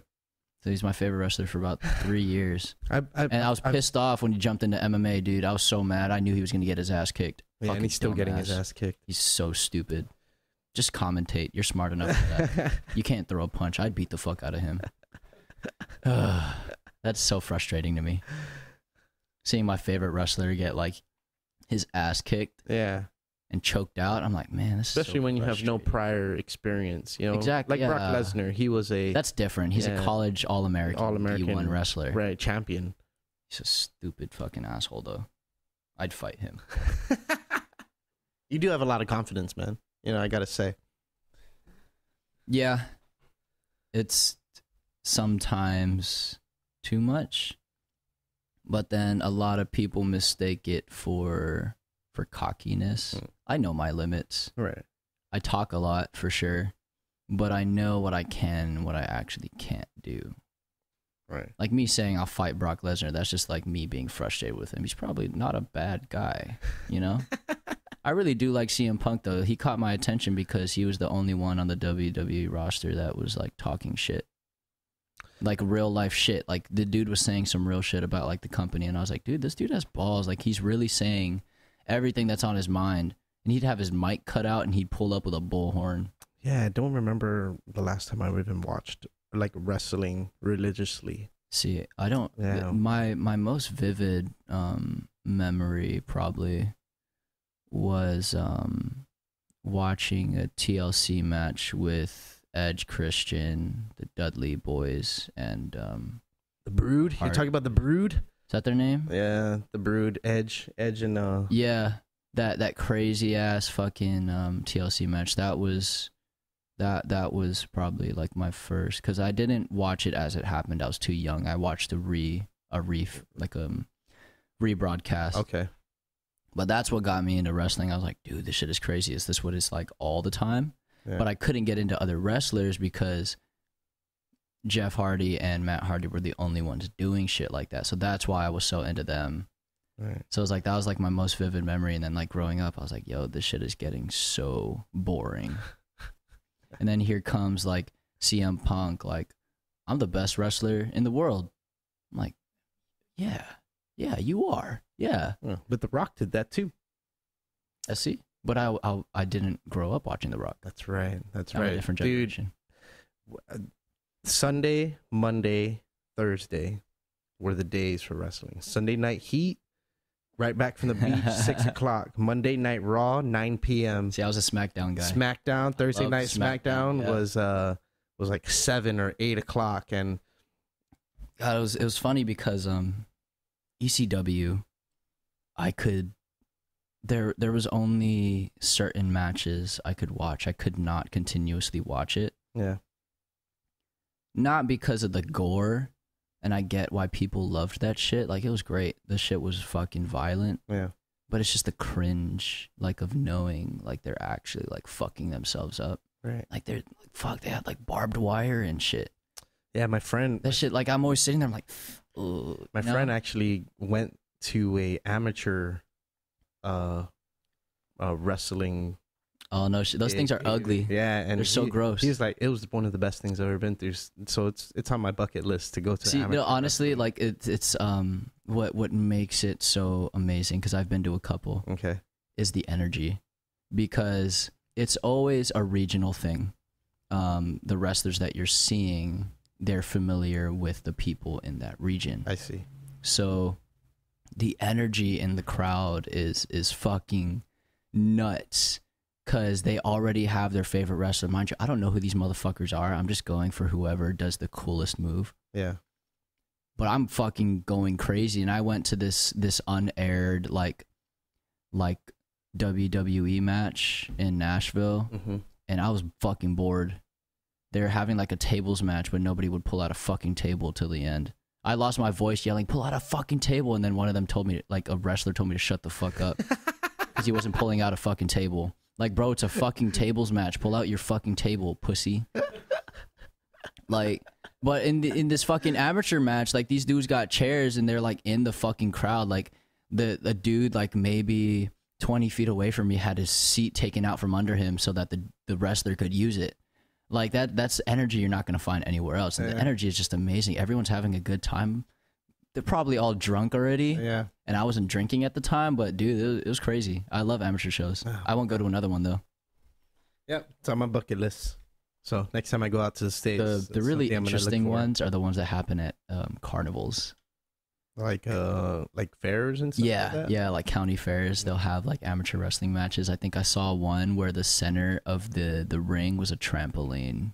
What? I was like, this is so stupid, but it's so tight. So dangerous, yet so awesome. Like, I think the coolest thing I saw is a dude jumped from one turnbuckle, hit the trampoline, landed on the other turnbuckle, and did like a fucking 5-star frog splash on the dude. And I was like, this shit is fucking amazing. And you won't see that in the WWE because they're all pussies now. Fucking turnbuckle. Yeah, fuck you, Vince McMahon. To the trampoline. Bro, this shit's crazy, man. But that's like they're not making a lot of money off of this, and they got really nothing to lose. Like, they're an amateur wrestler. What else do they have to lose? Like, if they break a leg, it's like, all right, fuck it. Yeah, hopefully you have insurance at your real job, right? Yeah. So I'm like, okay, that's cool. But in the WWE, I feel like it's just I got bored. Yeah. I think wrestling in general is boring. I'll play the WWE games though. Yeah, so I can make my own character. I think I outgrew it. Maybe it was, high school. Around high school, I stopped watching wrestling, religiously, and I think that's just a natural order of things. But then there's always the people that stick around for it. Yeah. I never I didn't think I was gonna grow out of it, but it wasn't so much that I got bored. It's just my two favorite wrestlers, they had retired, and I was only watching it for them. So after that, I just got bored. I was just like, okay, they're not there, so I don't have a reason to watch it, because at the latter end of their careers, they were on every week, like doing promos, Right. And those were the best. The fucking them talking. The backstage interviews. Yeah. Hey, look here. I'm going to come out there. I'm going to kick your ass. And I'm like, yeah. In the upcoming tables and chairs match. Yeah. And I'm not even going to pull out a table. I'm a bitch. God damn it, bro. You know how angry I was? You know how much money I actually didn't spend money on the ticket. It was a gift from my dad, for my stepbrother, because he loves wrestling. Yeah. Again, oh my God, I was it was a good time, a good experience to have being at like a pro wrestling match. Yeah. I was just fucking heated. I got so excited. I saw on the flyer tables match. Yeah. I'm like, oh fuck yeah, dude. Because I grew up Jeff Hardy era. There's tables fucking breaking everywhere. Yeah. How many times did they break the announcer's table? Exactly. There was no announcer's table. Yeah. I'm like, fuck, okay. So there's regular Jim Ross tables. is like, surprise. Oh God. Oh God. Man, but that fucking announcer's table was flimsy as fuck. Yeah, it was. But I was just like, man, this is a tables match. I've seen one table and it's not even like propped up. It's on the fucking floor. Yeah. You know how frustrating that is? Like, you ever watch a wrestling match, right? Yeah. And you're expecting to see something cool. Like, you got these motherfuckers out here with chairs, but they're not using them. Yeah. Like, what kind of bullshit is this? I spent money on this? This is stupid. One of my favorite ones were the ladder matches. Oh yeah, you have to get the suitcase or the belt off the little ring there, and it's like the anticipation. They should have grabbed it already. It's at this point. You should have fucking grabbed it. But you gave them a that's chance the most frustrating to run thing. and like, push the ladder, and now you're outside of the fucking ring. There's something I want you to look up right now. It's Jeff Hardy. It's on the WWE page on YouTube. Jeff Hardy and one of the Dudley Boys are rewatching their TLC match, and they're doing like live commentary to it on themselves. It's so fucking dumb. Like they're like, and I was climbing up the ladder, and I could just see you there, and I'm screaming. I'm like, bro, like, I know you guys are scripting this shit, and I hated it. I hate the fact that I know now. Yeah, of course. Yeah, that's the one at the top. You got to see this, man. This shit pisses me off. Let's see here. Like, oh bro, my God. This was the match that got me, man. Dude. All right, here we are, many moons later. Oh my God, they're all old. Bro, they're gross.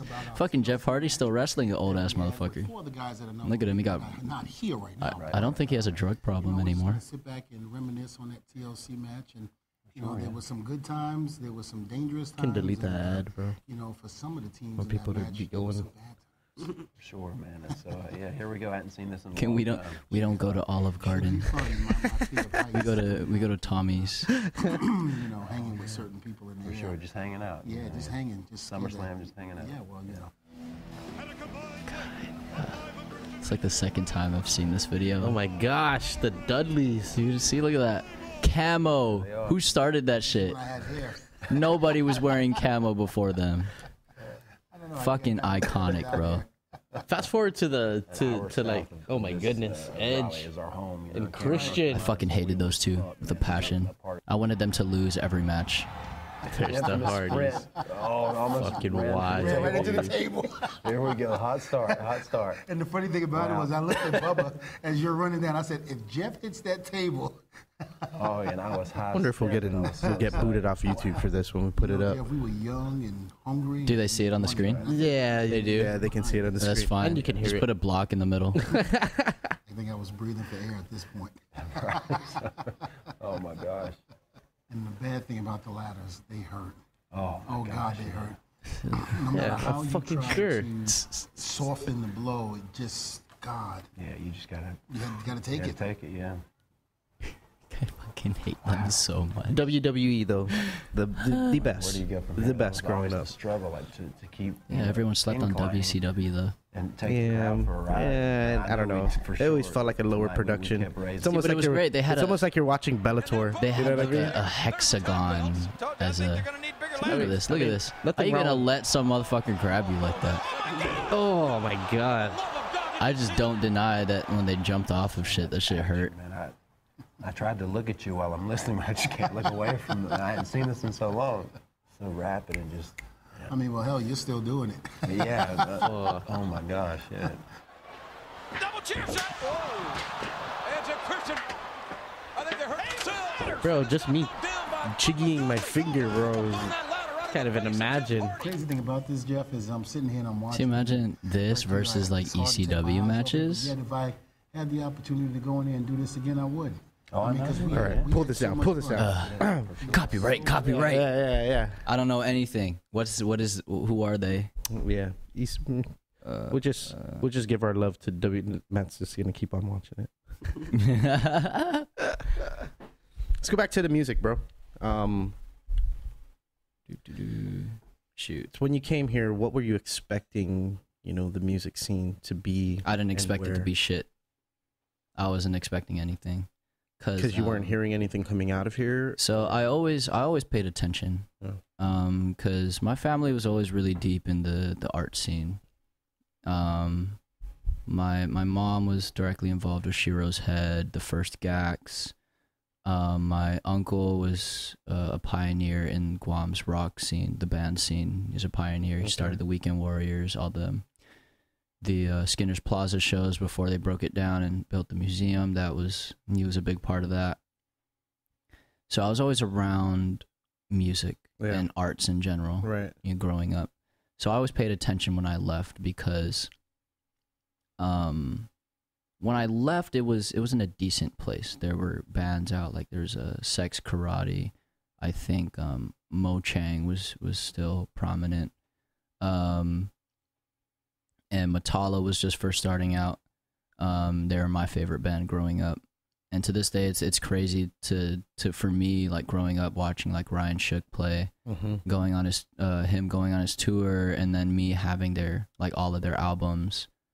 It was crazy for me, like being an adult now and then being able to have like one-on-one conversations with him and him actually like enjoying my music.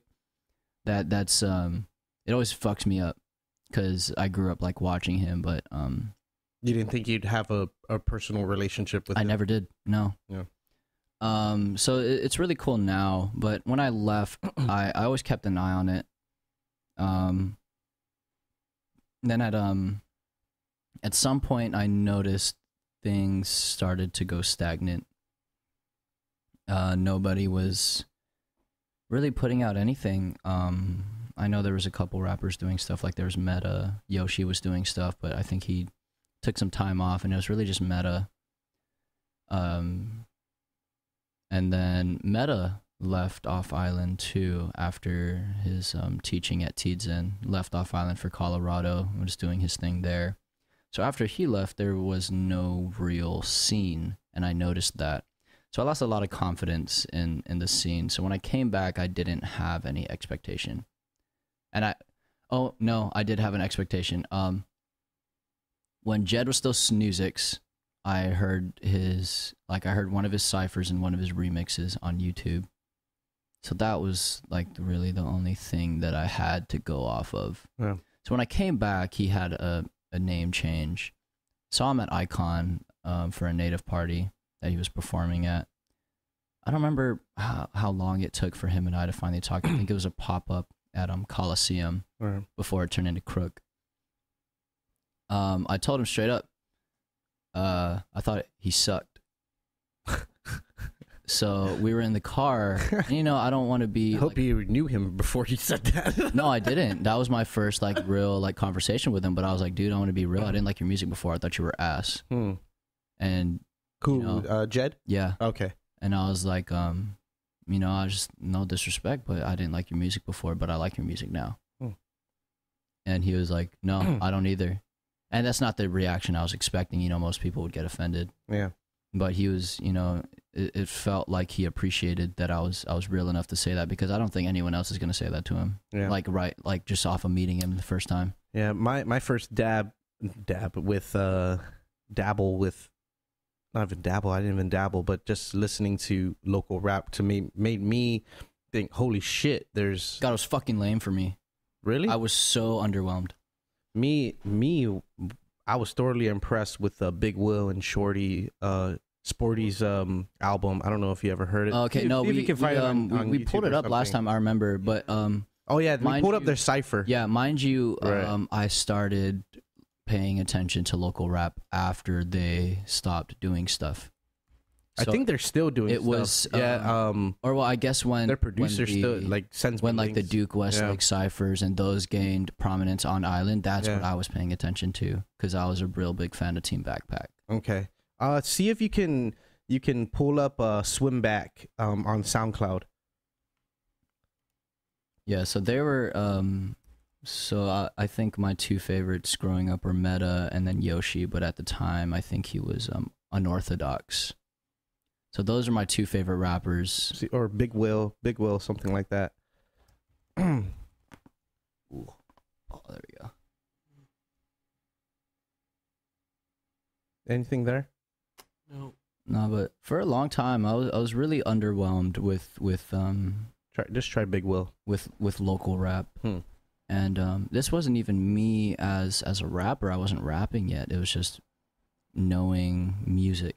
Understanding music. I knew that there could be a lot of potential. Yeah. But I felt like everyone was so stuck listening to other people, and there's around so many yes men that they weren't allowed to grow. In what respect? Like, for me it was like wordplay, flow. They all sounded the same to me. They all had the same flow. They all talked about the same shit. Me and my Pars and my fucking Toyota Hilux. Like, bro, I'm not impressed anymore. You're boring me. But this isn't me, like, this is, like, I'm just wasn't impressed.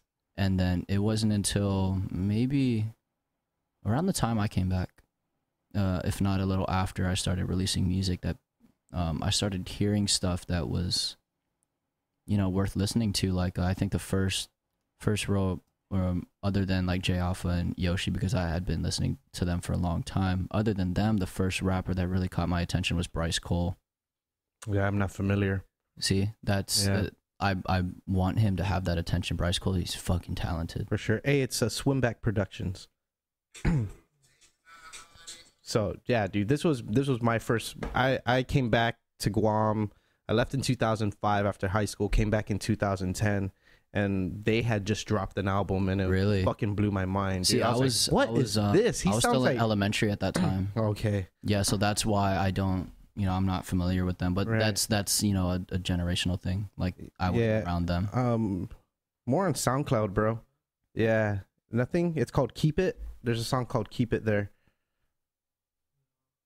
Keep It, Swimback Productions. Try that.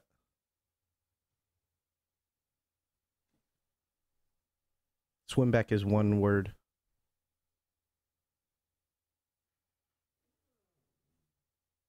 There were these. This is Big Will. What up, skate man? Big Will in here. Swim bang, nigga. Tell the shawty. You heard of Big Will and Sporty, right, Matt? Yeah.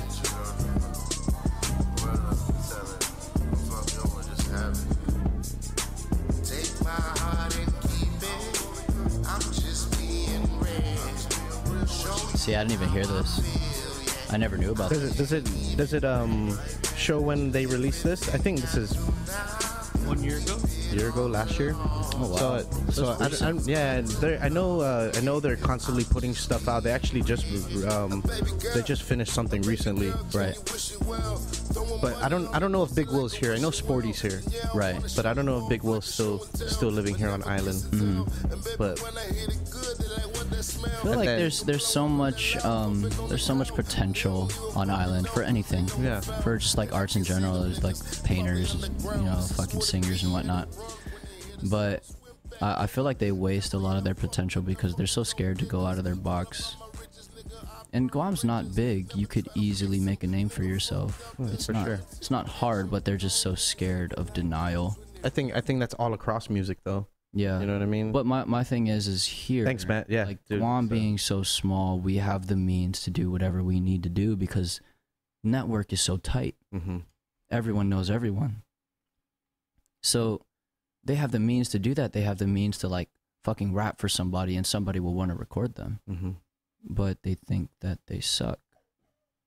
Or like if there's a singer and, she's a talented songwriter, he or she will feel, not good enough to do this shit. Yeah, man. I feel like it's just like what my dad used to tell me: quit being a bitch, just fucking do it, put your shit out. And then that's why I really look up to people like Ryan Bustamante, who started Acoustic Attack, and right, with just bringing people out of their shells or out of the woodworks, and he would bring people on like. They're doing a lot of stuff. They're doing a lot of stuff right now. Yeah, that's what I heard. They gotta I think they've been so busy like the last 2 months. Like they have so much content ready to drop. Yeah. I'm excited. I don't even really listen to the band scene. Yeah, because they were full force. The first couple years, and then they kind of like I don't think for a little bit. I think they were just planning. Because mind you, their first couple years they were going hard. So I think they kind of needed to take a step back and maybe not reassess, but just get things in order so that they could hit us again with shit. Yeah, because it was good production. It was really good production with and the areas they were doing it in, and the people they were bringing on, and the people that they had backing. I believe RJ Pereira was there playing guitar a lot for people who would go and sing. Those two young girls who were who singing that one song that you remember? I don't remember. Yeah. But, see, I don't even I don't really pay attention to that side of the scene as much. I feel like I should because that's where my roots are. But it's not so much like disinterest. It's just I have my own shit going on. For sure. But I really do appreciate like everything that they're doing because that's a totally different side of the scene. Like the band scene kind of died for a long time, and then now we have bands like Local Deluxe, Fat Tofu, A Long Drive Home. Like I just went to see them, Long Drive Home last night at where the fuck was I? I don't think I've seen them yet. Super great. Yeah, I saw the music video that Ryan put together with a group, right? I believe Brian Munoz was a part of that. Mm-hmm. But there's so many good bands now that I feel like if they came out maybe like 2-3 years ago, it wouldn't be the same. Yeah. But I'm glad they're out now. Yeah, I think the timing is perfect. Ocus Point is my favorite local band. Oh, dude. Fucking love Ocus Point. I watched them for the first time at Moistland. Oh my God. It was like 3 o'clock in the morning when they played, and it was fucking hard and heavy. People were going crazy. Dude, but I was with my cousin, and we looked at the clock. We're like, dude, we gotta go, bro. It's 4 o'clock, and we're in the middle of G Gold. Yeah. Dude, the thing I love about Ocus Point is the reason that they're one of my favorite bands, or my favorite local band right now, is because no matter what gig, no matter where they're playing, their crew comes out. They have their little entourage, and the energy that they bring on stage and the energy that their entourage brings is unmatched by any other band right now. Yeah, dude. I think the dude played in soccer shorts. That's all he was wearing. Yeah, so I had seen them play a couple times, and I loved them, and they were at All Black. Right, and that was the same. That was the same night as Moistland. Yeah, so right after their set, they went straight to Moistland. Right, but it was legit just him and his crew, like front and center, like going fucking crazy.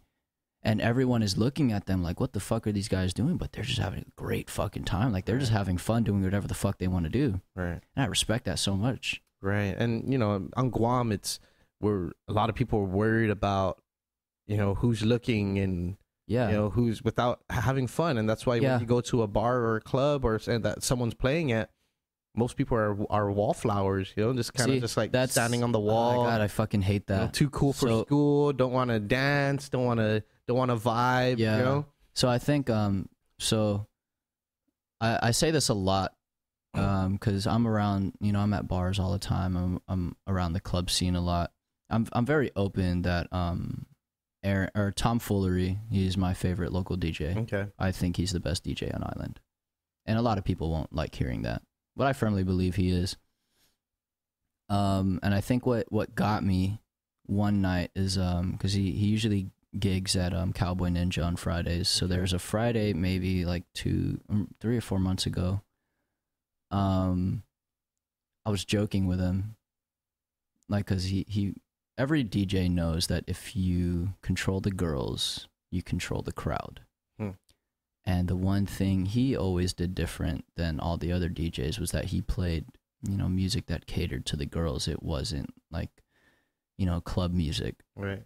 He was playing like fucking Miley Cyrus. He was playing SZA. I was thinking the dude was playing the dude was playing like the Cha-Cha Slide at some point.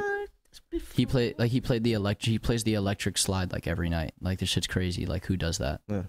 But he's just so versatile with the way that he plays. Set me up here. Yeah. He's just so versatile with his set list. Like, he can go from like 90s rap into like, you know, like modern R&B. And I think, I don't know, like, it's definitely an opinion. People won't agree with me, but yeah, I think I think knowing that, or having that opinion, had also helped me build a relationship with him. So he's actually the other one I wanted to have with us today, but he has another. There's another podcast coming up with someone else. I think it's called Raw Kids Radio. Okay. And he wanted to save everything he had to say for that one. Because as far as I know, he's the only other reckless motherfucker that he'll say anything that comes to mind. And it's to the point where there's a lot of people at a point in time that didn't like us because we were saying everything, you know. But it's not. It's all opinionated shit. Right. It's all subjective. It's not directed at anyone, but people were getting offended. But like I said, it's subjective. If they wanted to get offended, then they wanted to get offended. Right. So I think with him being like that, and then me being the same way, I kind of built that relationship with him. And then along with that, hearing him play, he became my favorite DJ because he knew how to, in a sense, control people. Like, he used to bend the crowd at his will. We actually have a show tomorrow at Cowboy Ninja called Heartwork. Okay. It's like an all R&B show. There's like an iconic picture of hot Cheetos that came out of it. Like, it's someone somehow brought in a bag of hot Cheetos, and it's just a bag of someone holding hot Cheetos in the bar. Yeah. Like, they're just holding it up in the air. All you see is a hand and hot Cheetos. Oh, okay. It's fucking iconic. I think I saw the ad for that. Yeah. Or the flyer. Yeah. Yeah. So, super funny. Whoever's putting those together, those are really really impressive flyers, man, for all of them. All the events that you guys have at Cowboy Ninja. Yeah. Yeah. So with ours, or not ours, I'll say Aaron's. For the most part, he'll do his own flyers because he likes to fuck around. All of his flyers are stupid. Like, I think the second Heartwork, he had a picture of Power Rangers. Yeah, I remember that. On the bed, right? Yeah. No relation to the actual thing. It was just, he thought it was funny. That's what I like about him. He's like, he doesn't give a fuck. He just does it. Yeah. So, and then there was the picture of hot Cheetos. And I was like, I fucking love this.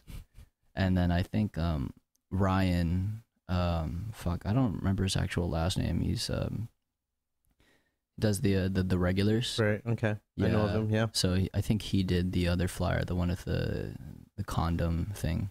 Yeah, he's very talented Like, that's too, super man. dope. I really like his style. I love him so Even much. down to the way he dresses. Yeah, you know? dude's super raw. Yeah. Like the dude, like Yeah, they came out with that kind of looked like a spray painted tailgate T-shirt. yeah, It's yeah. one of my that favorites shit right was there, tight. bro. Yeah. Told him I Like was mad dude, respect, mad respect it's for like- him. yeah. The dude, like no matter who is coming out with clothes, they're like in touch with everyone, so that they'll retweet, they'll share every other brand, just to make sure that they get the Right. Yeah. that New drops. stage, yeah. yeah. For sure. Yeah, I noticed that respect too. that so much. Yeah. Because I don't see a lot of people doing that, especially other brands. They won't do it for each other, but he's doing it for them. Picking each other up and Yeah, and I think that's what the scene needs is those brands doing that for each other. yeah, and I kind of want that for podcasting too. It could definitely happen. Like I think I'm waiting for the community to build bigger and Yeah. bigger, and people starting to do more and more podcasts. exactly. And you mentioned the podcast coming up, and I was like, damn, great, another one. Fuck yeah.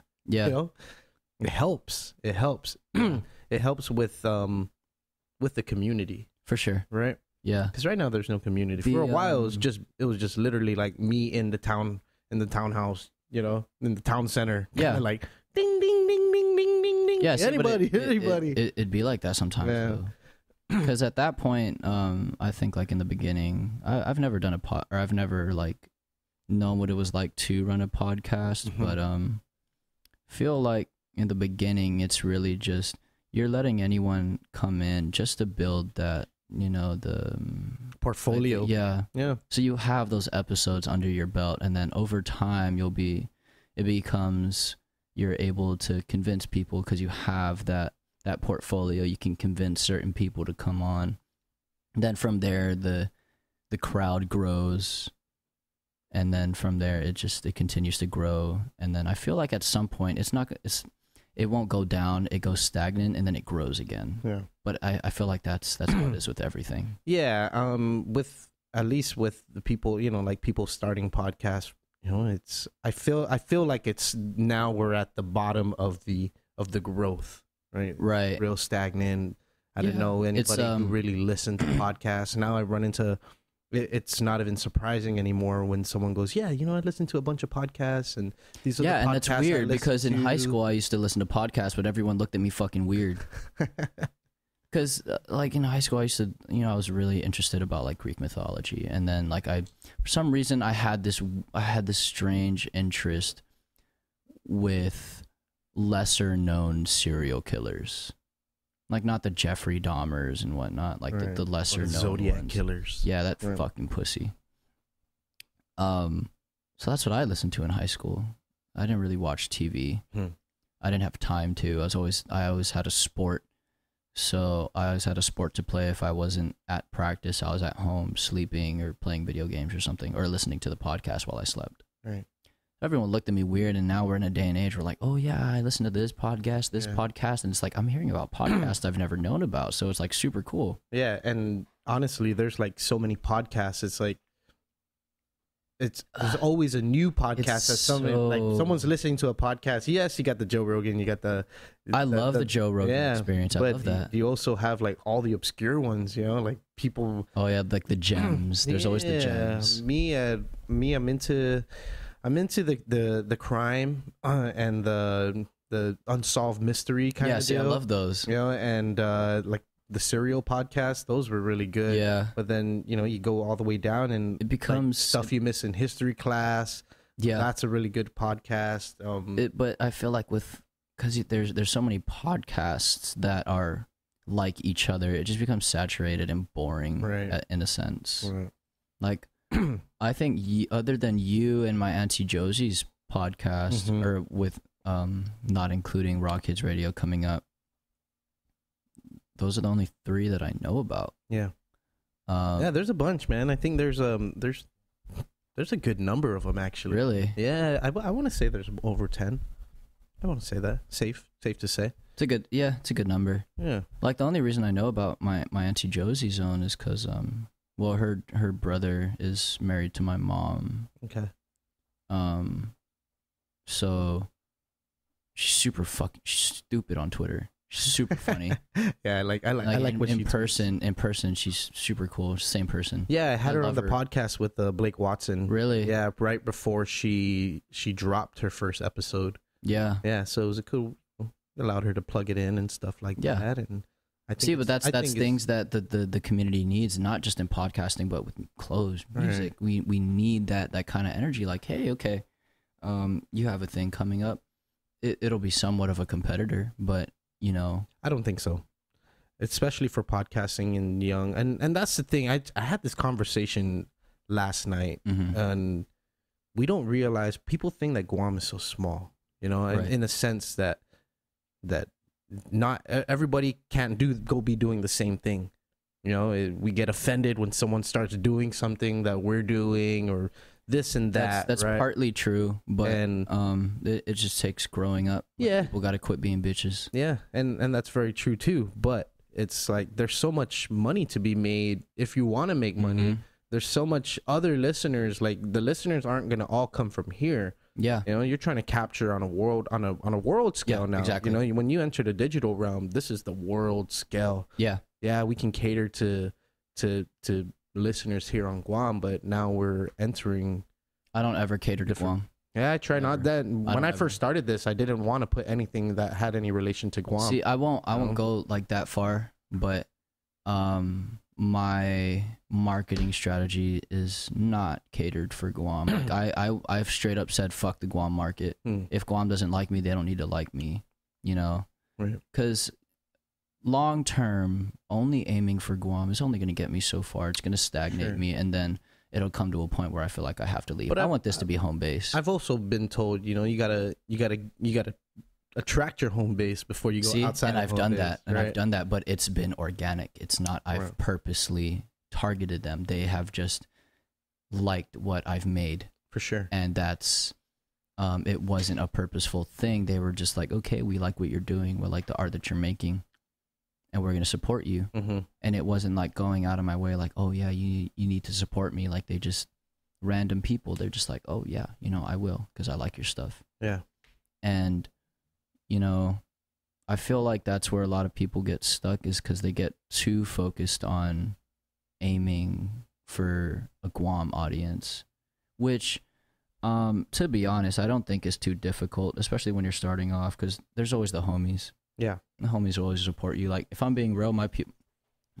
tight circle of friends, they don't listen to my music.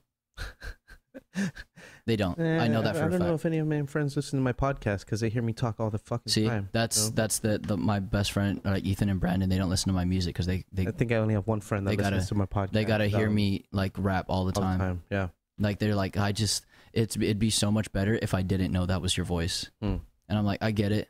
Just retweet it. You don't gotta listen to it. Right. Like, I don't mind that at all because I know that they still support me. I'm not gonna get hurt over them not listening to my music. You guys aren't there for me all throughout the whole entire journey. Yeah, see that, but I know that, you know, I know they support me. Yeah. I hate people. I feel like that's another like thing here.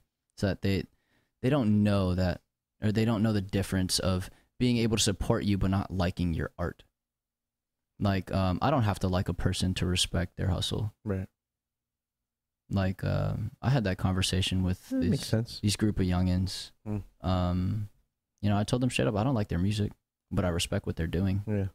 You know, I'll support their music because in time, you know, they're still young, they'll grow. I don't have to like their music to like who they are as a person, but I'll still support them, because if someone on Guam blows up, that's a win for the community. Right. So I'm not gonna, you know, I'm out here saying I'm the best rapper on island. That's cool. I think there's who was it? They jumped on this straight up cypher. He fucking murdered everybody. I think there was like shots at me because he was one of the lines is like, oh, you're the best rapper, or how can you blah blah blah. But I can't be mad because that shit was tight. Like it was so good. Like I won't be like a bitch enough to say that wasn't super tight. And I told him straight up, I was like, dude, that was fucking good. Yeah. Like, and you know, he's like, whether or not it was pointed towards me. yeah, it probably wasn't pointed at me. It probably wasn't. If it was, then it was. I'm not mad about it. Yeah. I don't get mad at subjective stuff like that because that's an opinion. For sure. And I mean, the dude's a dope rapper. So I'm not mad about that at all. Like I said, that shit. Yeah, that cipher was good. really cool. You know, I think it allowed people to step out of their shells, right? See, but that's you know, we talked about it in the last podcast. That's what we needed people to do. Yeah. Because we know that there's a lot of these closet rappers. There's a lot of these rappers that want to say they're rappers, but they won't put anything out. So this was just another attempt to get everyone out of their closet. And it worked. You know, there's a lot of them that came out, and I wasn't even aware of a lot of these kids. But just the fact that, you know, they put themselves out there, I got a lot of respect for that. Yeah, I saw there was upwards of like 30 submissions. Yeah. And, you know, I got a lot of respect for that just because they're doing, I'm sure there is more people that wanted to do it, but, you know, they really put themselves out there. They put themselves on blast to be able to do that. So I respect that a lot because I know growing up, I would have never done that. Now I would because I have, I don't have anything to prove, but in my head, I'm like, okay, if there's a cipher and there's all these dope rappers on there, I gotta try and like embarrass them. Yeah. Where do you see yourself though? You know? What do you mean? At least where do you see yourself with music in 5 years? In 5 years? No clue. I don't think that far. I think 2 years. 2 years then. Probably. Hoping I don't have like a vision, if that makes sense. At that point, I would like to have quit my day job and be making music full time and be making enough money off of that to sustain myself. Right. Because I don't ever look at long-term goals. I look at short-term goals to a long-term, like, so like I'll have a bunch of short-term goals that'll eventually lead up to a long-term goal I made like 2 years ago. So it's never anything definite because the long-term goal always changes as I progress. So shit, maybe in 5 years I want to be touring.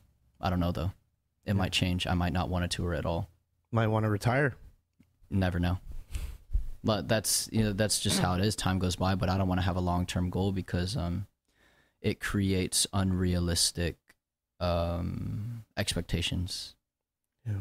Like, you know, you have people that are always like, oh, I want to be one of the biggest rappers in the industry, but they're not thinking about the steps they need to take to do that. Yeah. Do you feel like you have to constantly be putting out content in order to find yourself at some sort of competitive advantage to... I don't think so. I feel like in that sense, you're kind of just trying to overwhelm people. I think the strategy in that with constantly coming out with music and not really taking time on it, and that's not a knock to their hustle. Yeah. Yeah. Because that's what they do. It's not what I do. Mm-hmm. Russ did the same thing. I think the strategy with that is just if you keep showing up on the feed with new music, eventually someone's going to click on it. Eventually, you know, they're going to get tired of seeing it and then they're going to check it out. Right. Maybe not get tired of seeing your name on the feed, but they're going to get curious. With me, that's, you know, it's definitely worked in the past for some people. But for me, I want to build anticipation. I want people to get excited about a drop. I don't want people to just already know like every other month or every month they're going to get something new. And I take that a lot from how music is back in the day. Because there's music fans now that aren't even willing to wait 6 months for another album. But back in the day, you had to wait like 2-3 years just for a new album. Dre came out with Dr. Dre came out with an album 10 years after his first album. See, and right. The anticipation was crazy when he announced it. Right. It's curiosity, it's anticipation. It gets people excited. Like, what the fuck have you been doing this whole time? Exactly. Yeah. Like Lil Uzi Vert he wanted to quit music because people weren't willing to wait a year. Like, it's been a year and a half since he announced it, but he's having label issues. So eventually he was just like, fuck this. I'm going to quit music. Because people weren't willing to understand that, you know, he's part of a label. They control him. And then, you know, the reason I don't release singles a lot, like before the EP, I didn't release it. I released Suck Fit in September, and I was sitting on everything else. And for me, it allows myself time to promote the music, make teasers, get people interested in it, gain curiosity, because when it drops, even if it's not that good, their curiosity is so high that they're gonna enjoy it either way. Right. They're gonna enjoy it different than if, you know, you kind of just be like, hey, I'm dropping another track tomorrow, and then they're like, okay, I know tomorrow I'm getting one. But like, oh, I'm dropping this 2 months from now. They have 2 months to simmer on that. But like I said, it's to each their own. I know a lot of local rappers are doing that. It might work for them, it might not. I don't really pay attention. I'm more worried about my numbers than anyone else's. But I'll still retweet. I won't listen to the music though.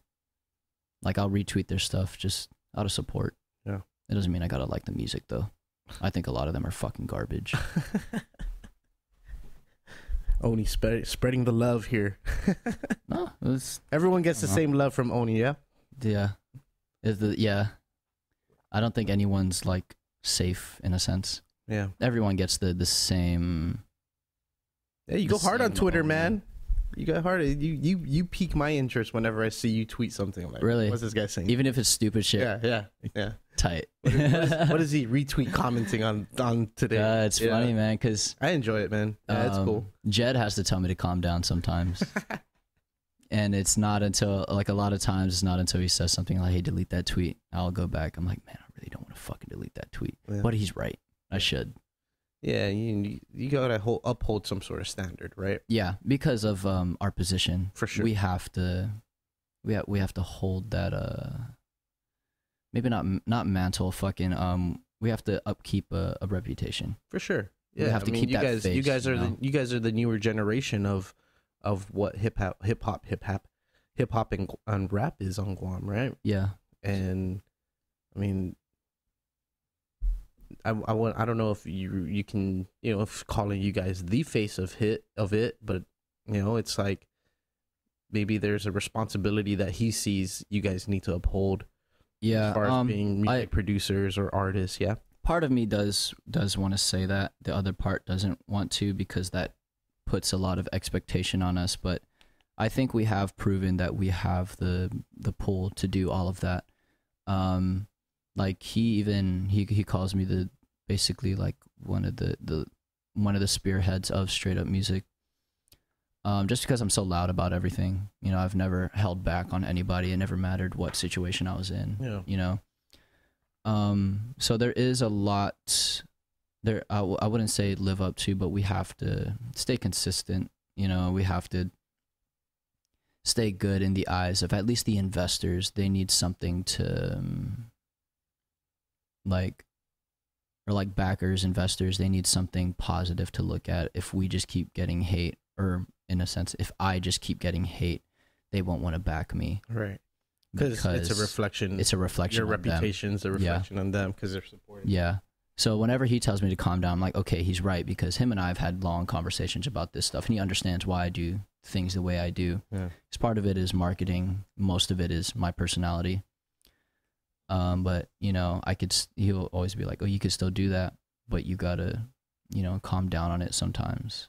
And I'll be like, okay, you're right. So when he tells me to delete something, I'm like, all right, cool. You know what? You're right. Just dial it back. Yeah. So there, in a sense, there is that responsibility, because personally, when I came back, I wasn't happy with where the art scene was. I was supposed to only be here for 6 months, but then I think like 4 months in, I called my mom. I was like, I gotta stay. She's like, why? And I'm like, I gotta do something about this art scene, because you're not here. You know, it's stagnant. It's dead.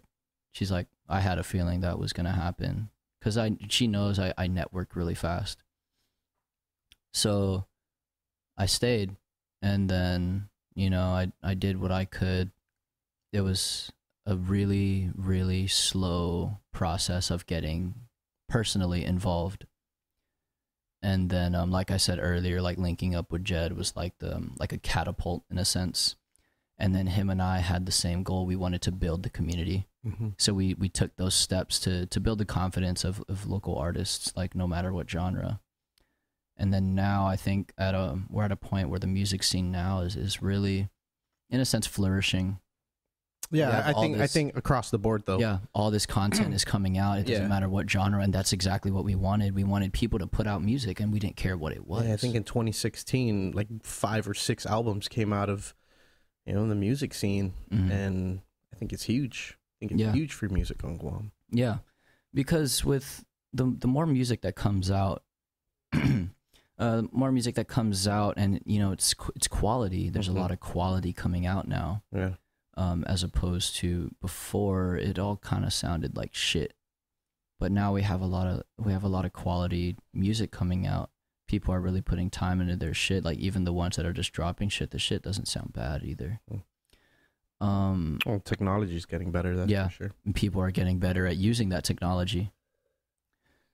So with all that music coming out, it's really dope because this is what I wanted when I came back. I wanted people to really be putting out music. Like, people are backpacking GACs. Like, this shit's so tight to me. Like, there's Moistland. There's the Massive Music Spotlight. Yeah, now you got Binary Sunset shows. Yeah, exactly. So, I'm really loving all of that for everyone right now. And I think the band scene, when I came back, it was somewhat consistent. They had their own thing. I know there was a show. I know the rock scene is they're huge supporters of each other, man. Yeah, they'll show up. Dance, sing 3 inches away from their friend. Yeah. Yeah. See, but we need that in like the hip hop community. We need that for each other. Everyone's just so egotistical. And me, I show up at everyone's shows. I don't gotta like you, but I'm gonna show up and I'm gonna have fun. Yeah. Cause like I know what it's like to be on stage and nobody's fucking watching. Right. But I'm having fun on stage. Yeah. It's just so much more fun when you're having fun on stage than you see like, a group of people having fun in the crowd too. Right. So I always try to be that person, and I'll always support other rappers. If they have a show, I'm gonna show up. Yeah. Now that you have dropped an album, do you feel like you need to perform? Like where are you at with at least performance? Honestly, I'm indifferent about performing. I feel like the first couple performances we did, it was just I had an opportunity to do it, so I was like, "Fuck it, why not? It'll be fun." I don't ever feel an obligation to, because in a sense, I don't really like performing. But at the same time, I love it. I love being in the spotlight. I love everyone looking at me. But at the same time, I hate the pressure of doing good while performing. Because I think that's this just the side of me. Like, I don't think I've had a bad show thus far.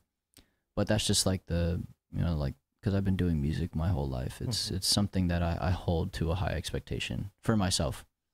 I don't want to fuck up at any point during the show. So that's like where I'm really indifferent. It's like, okay, I could fuck up, but I'm going to have fun while fucking up. Yeah. So I don't have an obligation. It's just if I don't have to, I'm not going to. Like, if someone's like if I see an upside or a benefit to doing that performance, like afterwards, then I'll do the performance. But like even when I go to open mics, I'll be like, "Oh, you're gonna rap?" Like, no. Be like, "Why? You're a rapper." I'm like, okay, I don't have anything to prove. So I don't understand. Like, I hate it when people ask me to freestyle. I will not freestyle. Well, yeah, you're a rapper. See, I hate that shit. Rap something, dude. Rap for me. That's a waste of my time. Go beatbox. My friend can beatbox pretty good. See, I hate that shit. Cause my thing is, like, okay, yeah, I'm a rapper. Yeah. But if I'm putting so much time into making music and putting out music, and you still need me to prove that I can rap? What the fuck is me putting out music for? They want to just hear it in the flesh, right? See, but don't make me freestyle. I'm not going to freestyle. I don't freestyle. I feel like that's just a waste of energy. The energy I'm using on freestyling, I could be using into making an actual song. For sure. And I hate that about people. They're like, oh, if you can't freestyle, you're not a rapper. I'm like, yeah, but if you could freestyle, I bet my song's going to be better than your song. Like, I don't know. It's weird because people like, there's that stupid stigma that you have to be able to freestyle. Like, I could freestyle, I just won't do it. Yeah. It's like a waste of energy, and I'm lazy. And you know what you want, right? Yeah, I'm very aware. You're not a crowd pleaser. Not at all. And that's what I'm getting from you. And yeah, like, if they like it, then they like it, yeah. and gladly I'm having positive feedback from the album. For sure. I wasn't expecting it. Like the 2 songs that are everyone's favorite right now, I was not expecting. There's one that hits really hard. You did with Jed. So is it Limitation? Is there a song? Called there's a song called Imagination. That's the last song. That one. Yeah, that's the one that I took quite some time writing, because when I was writing it, I even like the sample. Yeah, it was nice. a Shiloh Dynasty sample. Okay. So shout out to my producer for putting that together. His name's Crooks. I named the album after him, because it's all produced by him. Okay. But that one was really tough for me to write and then record, especially because I wrote that in commemoration to one of my best friends that passed away last year, D. Okay. So writing that was especially tough, but then getting into the studio and having to make it come to life was a totally different like thing for me, because I've never done that before. Right. So like there's points in the track where I had to redo because I couldn't get through get through a line. And then, you know, I have my producer, and then I have Jed there, like just sitting in the room with me. Mm-hmm. You know, Jed is he kind of understand, or he does understand the feeling of having to deal with that. So he would give me pointers like, hey, why don't you do it like this? Why don't you do it like that? I'd be like, okay, you know, and I trust his opinion. If he tells me to do something, I'd be like, okay, let's try it out. But towards the end of it, the last verse, I think I had to redo it like 2-3 times, because at some point I started crying. I was like, fuck, this is stupid. Yeah. It really tapped in though. Yeah, I did. But that's one song I was not expecting anyone to even like, honestly. Yeah. That was just something that personally I felt like I would be satisfied with myself if I put it on there. Because me being an artist person, I don't cope with things well. And this is just an outlet. It's not a coping mechanism. Is the song Fix? You have a song in there called Fix? Yeah, that's the song. That's fucking, yeah. Jed goes stupid on that. That's the song. Sorry, bro. I was thinking about that shit the whole time. No, yeah. So, God, that fucking verse by him is fucking crazy. Yeah, man. He's hard, dude. The dude straight said, I'm gonna make her suck my balls, no boba. Like, what the fuck? Like, I remember we were in the room while he was writing it, and the dude is just, he's like into it. Like he's tapped in. He's just coming up with all these fucking lines. And at some point he was like, what are the bases again? And we're like, what do you mean? They're like the sex base. Like, what's first base, second base, and third base? I was like, I think third base is when you're like fingering her. Home run is like sex. He's like, okay, thanks. And then that's how he came up with like a hit third base, but my finger got stuck. And I'm like, this motherfucker is like really snapping on my own song right now. But I'm not mad about it, because that fucking verse. Fuck, was I wish so we could tight. listen to it right now. It's on my phone. Yeah, it would be nice if we can listen to it on the if you want to bring up at least that one, you know, wherever you want to start it at. The EP will be back up in a couple of days. We just got to deal with that. Here's Matt desperately searching for it. I know, you should have seen me today. I was like, am I typing it wrong? No, yeah, I had a lot of people mad about me. Or mad at me. Shit. Let's see if we can. No, never mind. Good. Oh, here.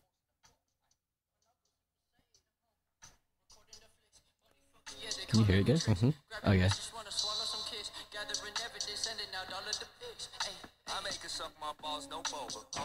This fucking guy, dude.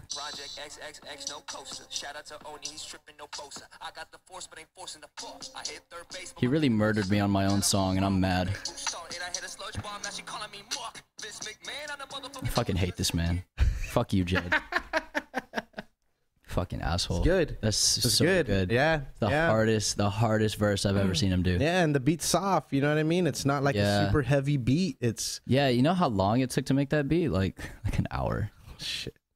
So like we were all I heard was the melody, and I'm just throwing in like, hey, I want to hear this. I want to hear this. I want the 808 to do that, and he's throwing it in there, and then he'll, my producer would do his little sauce on it, and it came out amazing because there's nothing too complex about the beat. Yeah, at all. it's not. It's literally a loop, but it's carried by the drums, like the percussion. Yeah, what's your I guess what's your God, what am I looking for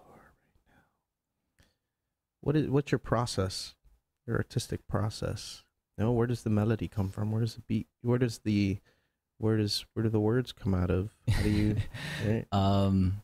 So it really just depends. Like sometimes I'll be bored and I'll start writing to like a YouTube beat. Yeah. More often than not, like when we're creating a new beat, we just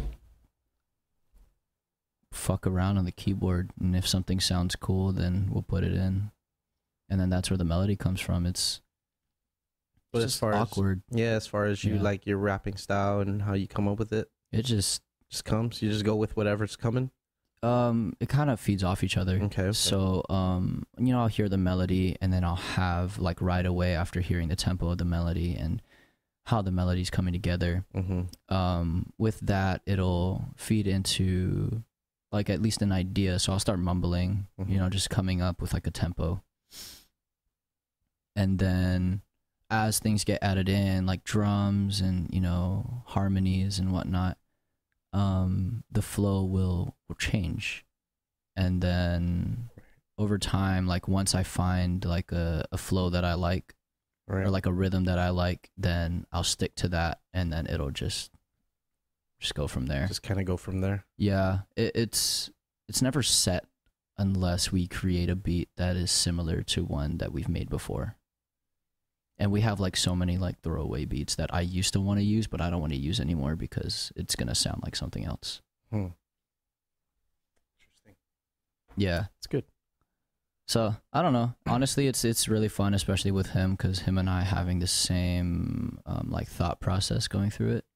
Super fun, super organic, and that's what I appreciate about it. Because I know that there's everyone has their producer duo, at least on Island, because everyone's so tight in their groups that they go through the same things. So I think like they would understand exactly what I'm talking about, how it's like they just feed into each other. I like the producer and the rapper, they feed into each other, and in turn it creates it turns into a product that they're happy with. Right. But it just so happens that we take very, very long. But perfecting the craft, right? Yeah, it's worth it in the end. Yeah, for sure. Because I wanted to drop this before New Year's. What did I drop? I dropped it like last week. I don't even remember how long it's been. But yeah, it's been about a week. Yeah, so it's feedback has been great. I think I even mentioned it in the last podcast I did. Oh, really? Yeah. Oh shit, I might have to check that out. Yeah, I can't remember. I can't remember in what context, but no, it's somewhere in there. I'll find it. Mm. I'm fucking blast you on Twitter for it. This man was talking shit about my EP. No, but yeah, honestly, I'm surprised at the feedback. Even after I announced it maybe like 4 or 5 days before it actually released. The feedback was great. Yeah, I remember on Twitter, you're talking shit, and then people would be like, "Says the guy who hasn't released an album yet." Right? But little did they know, I had been sitting on it. I was just working. I was making sure I was happy with every track. Right. Because I don't want to, I don't want to be like one of those rappers that's like, oh, that's good enough. Like I want to be happy with it before it goes out. For sure. And you know, I'm really glad that I have Jed to help me out with that because he's a great engineer. Really knows sound. He can make me sound like whatever the fuck I want, and he does it great. Okay.